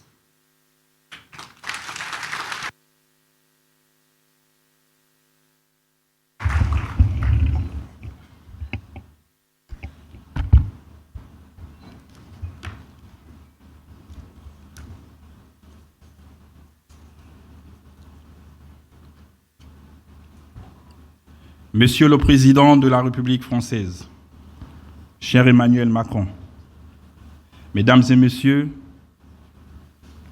les ministres de nos deux États respectifs, distingués invités, avant tout propos, je tiens à saluer chaleureusement les responsables des panels et les experts de nos deux pays qui se sont mobilisés pour la réussite de cet événement. Depuis plus de 50 ans, le Gabon assume seul et sans contrepartie financière le coût de la préservation de sa forêt. Bien que soutenu dans cette tâche par nos partenaires historiques au développement, cette situation n'est plus acceptable. Monsieur le Président de la République, chers frères, je connais votre engagement pour l'environnement. C'est pourquoi je tiens à vous adresser mes sincères remerciements pour votre implication personnelle et déterminante dans l'adoption de l'appel de Belém pour la forêt du bassin du Congo lors de la COP 30. L'adoption de cette initiative, que je salue, témoigne de la collaboration fructueuse entre nos deux États durant la co-félicitation du partenariat pour les forêts du bassin du Congo. Toutefois, pour garantir leur pérennité, il est essentiel que la préservation environnementale puisse reposer sur une vraie logique économique, source de création de valeur, au bénéfice de ceux-là même qui assurent la conservation de ce capital naturel. Ainsi, l'objectif commun ne se limite plus à la simple protection de la nature, mais s'étend désormais à la valorisation et à la monétisation durable. Entre impact environnemental et impact économique. Ensemble, prenons le pari de faire cohabiter les deux par la construction d'une économie inclusive basée sur le capital naturel. Véritable accélérateur du développement, cet engagement vert se construira sur une base simple, à savoir la mise en place d'un programme conjoint de formation d'une génération verte afin de doter notre pays d'ici 5 ans de plus de 250 experts dans les domaines clés tels que l'économie verte, les sciences environnementales, le droit de l'environnement et le développement durable. Lutter contre la criminalité environnementale. L'invitation adressée aux entreprises françaises à privilégier l'acquisition des crédits carbone gabonais de leur mise sur le marché afin de bâtir un partenariat mutuellement bénéfique. Le lancement du Country Package, une plateforme destinée à coordonner les financements climatiques et forestiers en rassemblant les parties prenantes autour d'une stratégie commune, la gestion durable des forêts. Moins de discours, mais plus d'action. Moins de mains tendues, mais plus de coopération active, avec à la clé des emplois nouveaux, des revenus additionnels pour les jeunes, les femmes et les communautés rurales. Je vous remercie.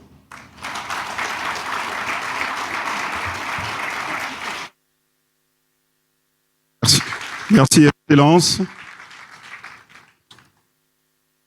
Après donc le mot du président de la République gabonaise, je vais inviter solennellement son Excellence, M. Emmanuel Macron, président de la République française, pour son mot de circonstance. Excellence.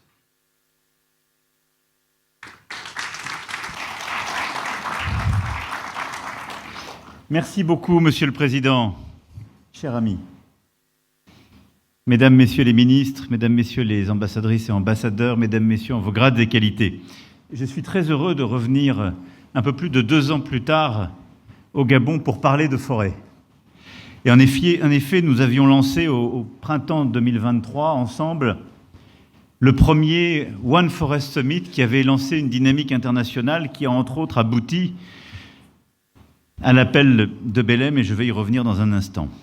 Mais je veux un instant revenir sur les enjeux dont on parle, et vous avez parfaitement, Monsieur le Ministre, retracé les travaux, et le caractère unique à cet égard du Gabon. Ce dont on parle, c'est de la capacité à réussir notre trajectoire pour le climat et la biodiversité. Les forêts primaires, et donc on parle essentiellement des forêts du bassin du fleuve Congo, de l'Amazonie et des forêts d'Asie du Sud-Est, représentent 14% du carbone irrécupérable. C'est-à-dire qu'à chaque fois qu'on les détruit, on libère une quantité massive de carbone à travers le monde et on recule sur la trajectoire qui est la nôtre. C'est plus des 3/4 de la biodiversité terrestre connue.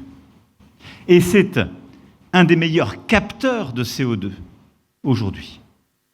Je dis ça parce qu'à chaque fois qu'on fait de la déforestation sur une forêt primaire, on détruit de manière irréversible de la biodiversité et on libère de manière gravissime du carbone irrécupérable. Et on se prive d'un des seuls ralentisseurs naturels que nous avons du réchauffement climatique par la capture carbone.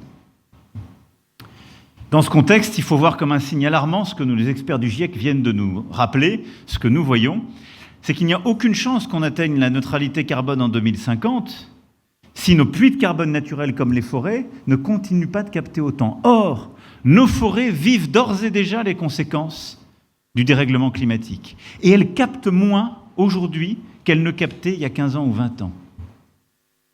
Et donc il est encore plus essentiel de les préserver. Dans ce contexte, le Gabon est un pionnier. En effet, avec 24 millions d'hectares, dont 22% en protection à travers les réserves existantes, votre pays, depuis le début des années 90, est le seul à n'avoir quasiment jamais déforesté. 0,05% de destruction de cette forêt primaire. Et ça, c'est une vision, c'est une rigueur. Et en même temps, le président l'a dit, cher Brice, à l'instant, une forme d'injustice. Parce que, certes, des gens viennent le voir dans vos réserves, je l'ai fait en 2023, viennent célébrer cette biodiversité, des chercheurs la célèbrent, mais les retours économiques ne sont pas ceux qu'ont pu connaître d'autres pays qui avaient massivement déforesté, avec un coût pour le reste de la collectivité. Et donc c'est ce paradoxe, en quelque sorte, qu'il nous faut traiter. Comment faire en sorte que nous puissions accompagner, comme il se doit, des pays qui ont réussi à faire, comme le vôtre, quelque chose d'unique, mais surtout de garder tout le monde pour qu'on protège nos forêts. Dans ce contexte, nous avons lancé ensemble ces initiatives il y a maintenant plus de 2 ans, et c'est ce qui a permis d'avoir un des délivrables importants de la COP30, et je salue la présence de l'ambassadeur du Brésil à nos côtés, côté du président Lula et de beaucoup d'autres, grâce à votre travail collectif. Ici même à Libreville, l'appel de Belém pour les forêts du bassin du Congo a été lancé. Et c'est une vraie avancée, fondamentale. 2,5 milliards de dollars d'engagement financier sur 5 ans. Et c'est un engagement historique qui témoigne de la mobilisation commune des partenaires internationaux, des pays d'Afrique centrale, en faveur de la protection et de la gestion durable des forêts du bassin du Congo. Cet appel, c'est l'aboutissement d'un travail diplomatique aussi de nos 2 pays. Et donc maintenant, c'est à nous de le mettre en œuvre pleinement, mais ces financements vont nous permettre d'avancer. Alors les enjeux sont pluriels, ils sont évidemment scientifiques, de préservation et donc écologiques, également économiques, ça a été rappelé par le président, de gouvernance, de lutte contre la criminalité environnementale. Et donc on a, depuis 2 ans, rassemblé tous ces enjeux. Dans un bel hommage à la francophonie que nous avons en partage et au cœur, nous avons décidé d'appeler ça un country package. On pourrait éventuellement décider de dire que c'est une forme de plateforme pays, mais en tout cas, ça a été compris comme cela de manière internationale, et donc on a bâti des country packages. Et en vérité, qu'est-ce que c'est que ces plateformes par pays? C'est de se dire chaque pays a son propre chemin. Mais on doit accompagner de manière complète tous ces leviers avec un financement et une même stratégie. Un peu comme on le fait sur l'énergie avec les fameux JETP, où quand on veut décarboner, on accompagne des pays sur leur stratégie. Ben, c'est la même chose. Et c'est le seul moyen de réussir nos objectifs biodiversité et climat. Et donc notre plateforme pays, déclinée sur Gabon, va répondre aux enjeux que vous avez parfaitement rappelés et qui ressortent des discussions. D'abord, un enjeu scientifique. On a réussi à bâtir, d'ailleurs je l'ai vu à Belém il y a quelques jours, le One Forest Vision, qui est le fruit d'ailleurs d'un partenariat entre vos universités, centres de recherche, les nôtres, l'IRD, l'Université de Libreville, nos chercheurs, qui s'appuie aussi sur des financements internationaux. Et donc, grâce à nos capacités d'observation spatiale, d'ailleurs à plusieurs entreprises qui y participent, on améliore la visibilité et le suivi de la préservation de la forêt, des émissions, de ces performances, entre guillemets, environnementales. Là-dessus, on va continuer de mobiliser. On a sécurisé des financements grâce à l'appel de Belém et à nos engagements bilatéraux et multibilatéraux. Et on va intégrer à cet enjeu scientifique qui a déjà bien mûri du One Forest Vision, un enjeu de formation et d'expertise. Pour répondre à ce que le président vient de dire, les 250 experts. Et en effet, si on veut accompagner cette expertise scientifique et qu'elle se mette en place, dans ce volet-là, avec la plateforme pays, on doit pouvoir financer la formation et le maintien d'au moins 250 experts. Le deuxième volet, c'est la lutte contre la criminalité environnementale. Là-dessus, nous avons apporté une réponse très concrète. C'est l'Académie de protection de l'environnement et des ressources naturelles, un pôle de formation à vocation interministérielle franco-gabonais au camp de Gaulle à Libreville, qui devient ainsi un lieu de formation et d'excellence au niveau régional pour la lutte contre les trafics environnementaux. Et à ce titre, hier, dans nos déclarations, nous avons réaffirmé cette ambition. Elle a son financement dans la trajectoire qui est la nôtre, et nous allons pouvoir mener ces formations. À ça s'ajoute la décision prise sur le plan militaire d'accroître les coopérations opérationnelles pour lutter contre les opérations de déforestation ou d'orpaillage illégal. On a un troisième volet qui est celui de la gestion durable. Le Gabon joue un rôle moteur dans la promotion d'une filière de bois certifiée et durable. Beaucoup d'acteurs sont ici présents. Et il s'agit de leur donner une visibilité, de consolider cette filière et de lui donner du débouché aval. On l'a vu ici avec la passerelle, la plus longue d'Afrique, si je comprends bien, qui est déjà faite en lamellé-collé. Mais il faut continuer de consolider. Nous soutenons le développement d'une industrie du bois tropical éthique, légale, respectueuse de la ressource forestière, qui constitue un label et un levier majeur de développement socio-économique. Pour ça, labellisation, défense de projets pour donner des débouchés et lutte contre tous les trafics et les contrefaçons ou toutes les filières clandestines qui ne respectent pas cette production éthique et légale. Nous souhaitons aussi évidemment accompagner la protection et l'accord qui a été trouvé avec Fondation et ONG pour aider à la préservation et la protection avec Conservation International est une avancée importante qui va permettre de mobiliser ces financements. Enfin, nous souhaitons continuer d'accompagner le Gabon dans le développement de financements innovants pour la protection des forêts. À Belém, nous avons mis en place un instrument inédit, là aussi, qui va permettre d'irriguer l'ensemble des bassins. Ça a été une première par l'alliance que nous avons lancée avec le président Lula. Mais il nous faut pour ça aussi parachever les instruments qui sont déjà les nôtres. Les crédits carbone ne fonctionnent pas bien aujourd'hui. C'est tout le travail pour les sincériser. Et nous voulons finaliser un crédit biodiversité. Et là-dessus, il y a eu un travail franco-britannique qui a rendu ses premières conclusions, qui est essentiel et qui vise à pleinement valoriser et rémunérer les services environnementaux qui sont rendus par la préservation des forêts.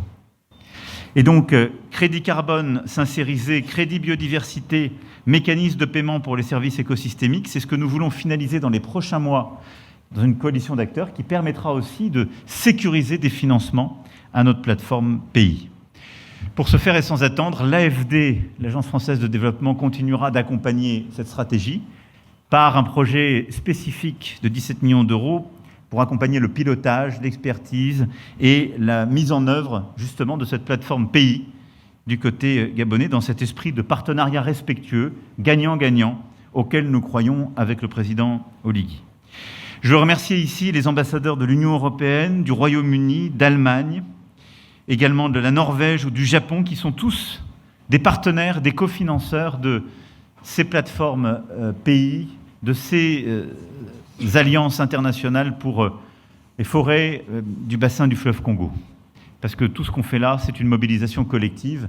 Et je serais très injuste de dire que seule la France et le Gabon contribuent. On est une alliance avec beaucoup d'autres qui sont ici représentés par leurs ambassadrices et ambassadeurs. Je voudrais conclure avec un mot de méthode. Ce que nous avons fait ces dernières années sur les forêts, nous appuyant sur le travail extraordinaire des dernières décennies du Gabon, est un devoir. C'est un devoir éthique, c'est un devoir pour réussir notre agenda climatique et en matière de biodiversité. Mais c'est l'illustration parfaite de la méthode à laquelle nous croyons. Celle que nous avons lancée en juillet 2023 à Paris, avec le Pacte pour la prospérité des peuples et de la planète. L'idée qui consiste à dire « arrêtons d'opposer le climat et le développement ». Les pays d'Afrique, mais aussi d'Amérique latine, d'Indo-Pacifique, n'en peuvent plus des pays du Nord qui leur disent « vous ne devriez pas faire ceci ou pas faire cela ». Ces pays-là même qui ont le plus pollué pendant des décennies avant de se réveiller. Et donc on ne peut pas faire avancer la planète si on a des pays suffisamment riches pour faire des choix, qui donnent des leçons à des pays en développement ou à revenus intermédiaires en leur disant « vous n'avez pas le droit de faire ceci ou cela ». Par contre, on doit réconcilier ces deux objectifs. L'économie, la lutte contre les inégalités, le développement, et le climat et la biodiversité. On doit le faire en assumant une approche par pays, et pas dictée depuis New York, Washington, Bruxelles ou ailleurs. Et on doit mobiliser du financement public et privé pour porter cet agenda. Cette méthode dite des 4 P, c'est exactement celle que nous appliquons pour cet agenda, et pour nos forêts, et pour l'alliance entre le Gabon et la France. Monsieur le Président, chers frères, merci pour cette opportunité fantastique de continuer le travail. Mais je veux déjà vous féliciter pour le modèle unique qui est le vôtre, pour le travail que nous avons fait ensemble et que nous allons continuer de faire ensemble. Et enfin, puisque, après avoir conclu cette séance, je devrais vous quitter, je quitterai malheureusement le Gabon, mais je retrouverai votre président dans quelques heures en Angola pour notre sommet entre l'Union africaine et l'Union européenne. Laissez-moi vous dire le bonheur d'avoir été là depuis hier à vos côtés, de retrouver mon frère le président Oligui et de retrouver les Gabonaises et les Gabonais qui nous ont offert pendant ces 2 jours un accueil formidable, une chaleur qui m'a profondément touché et qui est au fond décidé pour nous que cette nouvelle page, ce nouveau Gabon, nous le ferons dans ce partenariat amical, fraternel, respectueux et gagnant-gagnant. Je vous remercie.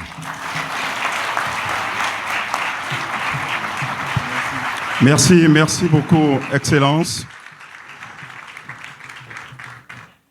Et nous sommes de retour sur ce plateau. On vient de le voir, cet engagement commun des présidents Brice Clotaire Oligui Nguema et Emmanuel Macron sur la protection de l'environnement à partir de l'appel de Belém. On en parlait déjà avec M. Mamboundou sur ce plateau qui est toujours avec moi, coordonnateur de la Voix des Jeunes, et Dr Eban Ella, maître assistant en philosophie politique. Messieurs, on les a entendus, un engagement commun.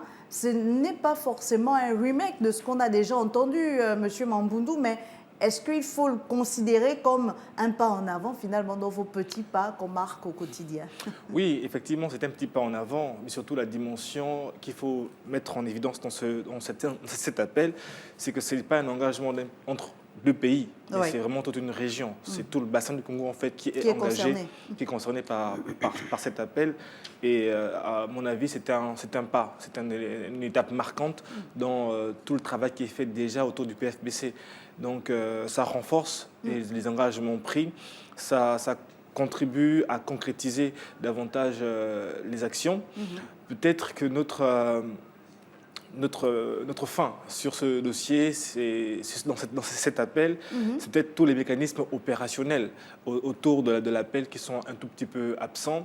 On parle de 2,5 milliards de dollars. Oui, on parle quand même d'un financement de 2,5 milliards de dollars. À quoi renvoie-t-il en fait ce financement quand vous parlez du manque du caractère opérationnel? Oui, parce que pour l'instant, on ne sait pas encore concrètement comment ces 2 milliards vont être mobilisés, comment ils vont être utilisés, qui en seront les bénéficiaires, est-ce que ce sera des financements indirects aux États, est-ce que ce sera des financements directs de l'État. Donc il y a toutes ces questions qui restent un tout petit peu en suspens. Mais surtout, en tant que jeune, il y a aussi cette absence de mesures opérationnelles concrètes, notamment parce que le texte parle beaucoup d'inclusion, de renforcer la participation des jeunes, mais on n'a rien de très précis sur les quotas. On n'a rien de très précis sur la fenêtre de financement pour les mouvements de jeunesse et associations de jeunesse. On n'a pas une clarté sur cette question-là. Il y a aussi qu'on ne ressent pas dans l'appel de Belém, en vérité, une clarté sur les chiffres, sur les différentes cibles. C'est difficile d'atteindre un objectif lorsqu'on ne l'a pas quantifié. Effectivement. Est-ce que ce n'est pas ce goût mitigé que l'on a souvent au sortir de toutes ces conférences des partis sur le climat, finalement? On y va avec un certain engagement. Vous l'avez rappelé ici, l'engagement des pays africains et du Gabon en particulier. Mais derrière, quand on sort de là, on signe un certain nombre de conventions. On a cet appel de Belém qui est un engagement fort, parce qu'il faut quand même le dire, pour les pays du bassin du Congo. Mais quand derrière, vous relevez tout ceci, est-ce que ce n'est pas le paradoxe qu'il y a souvent avec ces COP?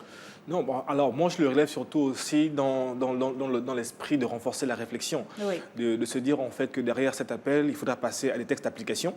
Et dans ces textes-là, il ne faudrait pas oublier les jeunes, il ne faudra pas oublier les différentes cibles que nous nous fixons, les mécanismes, parce qu'à la fin de la journée, on est souvent les premiers à dire on n'est pas d'accord sur tel mécanisme qui est mis en place. Il faut fournir un rapport à ce niveau. On n'a pas les outils, on n'a pas les la mesures visibilité, la sur lisibilité nécessaire. comment implémenter ce rapport-là. Mais quand c'est décidé, en fait, on aurait pu le dire dès le départ.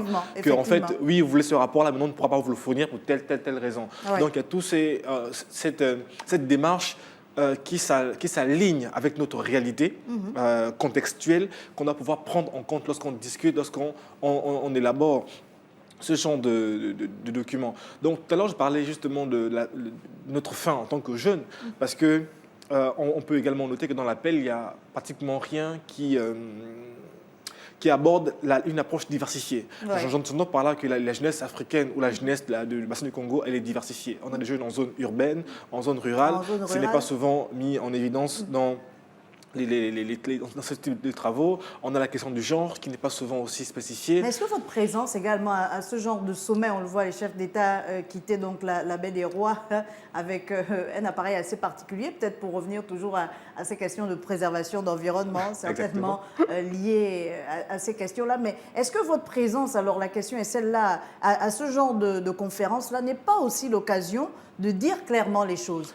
Oui, mais après, même si on est présent, on n'a pas accès aux mêmes endroits, on n'a pas accès au même niveau ministériel, d'experts. Exactement. Donc, il y a notre plaidoyer, on le porte partout où on peut le porter. Et après, on compte sur la compréhension que nos aînés auront par rapport à ça. On compte sur leur appréciation du rôle majeur que nous jouons dans la construction des États africains du bassin du Congo qui soit riche, prospère et durable, parce que la jeunesse de ce bassin-là est très dense, très diversifiée, et elle entend jouer son rôle. Et pour le faire, il faut qu'on ait cet espace-là, et quand on ne se sent pas forcément mis en évidence, mis en valeur, on essaie de le signaler, on essaie de le mentionner pour que dans les prochaines discussions, on puisse l'intégrer à la réflexion. Quoi qu'il en soit, cet appel reste une étape marquante pour le travail qui doit être fait. Et la question maintenant, c'est l'appropriation. Parce que derrière l'engagement au niveau mondial de nos différents États, il faut que chaque composante de la communauté en fait, puisse s'approprier ces engagements et puisse agir avec densité. Est-ce qu'on peut arriver à impliquer tout le monde finalement dans cette cause commune ? Je doute fort. Je doute fort qu'on y arrive. Je suis plutôt d'avis avec ce que semblait suggérer la question que vous avez posée, ainsi que le développement tel qu'il venait de le faire, et qui tourne autour d'un seul concept, c'est la contextualisation. Oui. La contextualisation. En fait, je pense que on peut tout de suite se demander si véritablement l'inculturation a été réussie. Est-ce que les savoirs ont véritablement été contextualisés? Est-ce que la technologie importée a vraiment fait l'objet d'une adaptation à nos réalités? Je vais prendre un exemple peut-être un peu trivial. Mais nous avons aussi des poubelles au village, mais ce n'est pas pour autant que ça gêne les villageois. Pourquoi les poubelles en ville gênent-elles les villageois? Est-ce que le problème ne se trouve pas au niveau de la contextualisation? En fait, je pose des questions. Parce qu'au village, il n'y a pas des poubelles partout, ce qu'on retrouve parfois en ville. Mais c'est aussi parce qu'au village, en termes de savoirs locaux tels que vous les avez développés, l'homme a su garder cet équilibre avec la nature, a su garder cet équilibre du point de vue de la gestion des poubelles sans gêner la nature. Il a su respecter la nature, il a su obéir à la nature. Effectivement. Monsieur Mambundu, si vous voulez réagir encore un peu sur la séquence environnementale, mais on s'achemine déjà vers la fin de cette émission. Vous pourrez réagir effectivement. La dernière question, peut-être l'avant-dernière, ce sera qu'est-ce qu'on retient finalement de ce séjour, de cette visite officielle du président Macron à Libreville? Je pense que sur la question environnementale, et on l'a vu dans la séquence, c'est notamment cet appel de Belém qui a été également renforcé dans les différents discours prononcés à la fois par le président Brice Oligui Nguema et par le président Emmanuel Macron, où en fait ils sont revenus sur ces engagements qui ont été pris au niveau depuis à Belém, justement. Et je pense que c'est une opportunité. Voilà, ça renforce l'opportunité de la coopération entre le Gabon et la France. Ça met en place un cadre stratégique d'action. Il est maintenant question pour nous, en tant qu'acteurs, de s'y intéresser davantage, de creuser et de voir comment on peut capitaliser sur l'ensemble de ces opportunités-là. Je pense que c'est une aubaine pour nous, in fine, d'avoir ce leadership au niveau de notre État, d'offrir un cadre, d'offrir des options, des opportunités à la communauté. Et c'est maintenant à nous aussi de, veiller à ce que les engagements qui sont pris par les différents partis soient mis en œuvre dans le respect des conditions qui ont été fixées dès le départ également, mais surtout nous, de faire partie également de la solution en étant acteurs et pas juste consommateurs. Savoir qu'on fait partie de la solution, qu'on est la solution, c'est important. Exactement, que chacun de nous en fait a un rôle à jouer et que ce rôle doit être approprié, ce rôle doit être valorisé, ce rôle doit être mis en œuvre. Comme disait un grand homme, un grand président américain, avant de vous demander ce que l'État peut faire pour vous, posez-vous la question, qu'est-ce que vous pouvez faire pour l'État, docteur Eban est là. Oui, je cite Fitzgerald Kennedy, mais alors, qu'est-ce qu'on va retenir d'un homme d'État à un autre, de cet homme d'État français, Emmanuel Macron, sa deuxième visite en terre gabonaise, une visite forte en termes de diplomatie, parce que c'est sa première sous la Ve République, c'est sa première après la transition qu'il y a eu au Gabon, une visite fortement marquée quand même par une grosse séquence économique. On les a vus, un engagement conjoint des deux présidents déjà hier devant la presse, ensuite aujourd'hui avec cet appel de Belém, porter une vision, et vous le disiez déjà, comme une sorte de convergence aussi de vues entre les deux hommes d'État. Oui. J'appelle cela, cette assertion de John Kennedy que vous venez de développer, je l'appelle la citoyenneté utile dans mes travaux.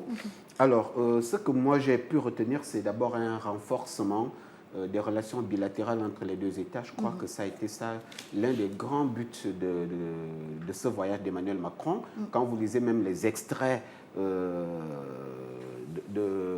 de ce que l'Élysée a pu produire sur cette visite et qui ont été repris par le journal Le Monde, le journal La Tribune, ce sont les termes qui reviennent. Renforcer les relations économiques, renforcer la coopération entre les deux États, renforcer les relations bilatérales, mais surtout également saluer la transition politique au Gabon telle qu'elle a été menée avec maestria, et puis porter un appui, une sorte d'appui à ces nouvelles autorités qui sont mises en place après la présidentielle dont l'organisation a été saluée majoritairement par les missions d'observation électorale et la communauté internationale. Cette visite est également un renforcement de la coopération win-win, qui est peut-être embryonnaire, qui est peut-être naissante, mais qui est en train quand même de prendre ses marques et de montrer ses couleurs un tout petit peu. C'est aussi une visite qui a contribué à permettre la mise au rebut progressif de la France-Afrique.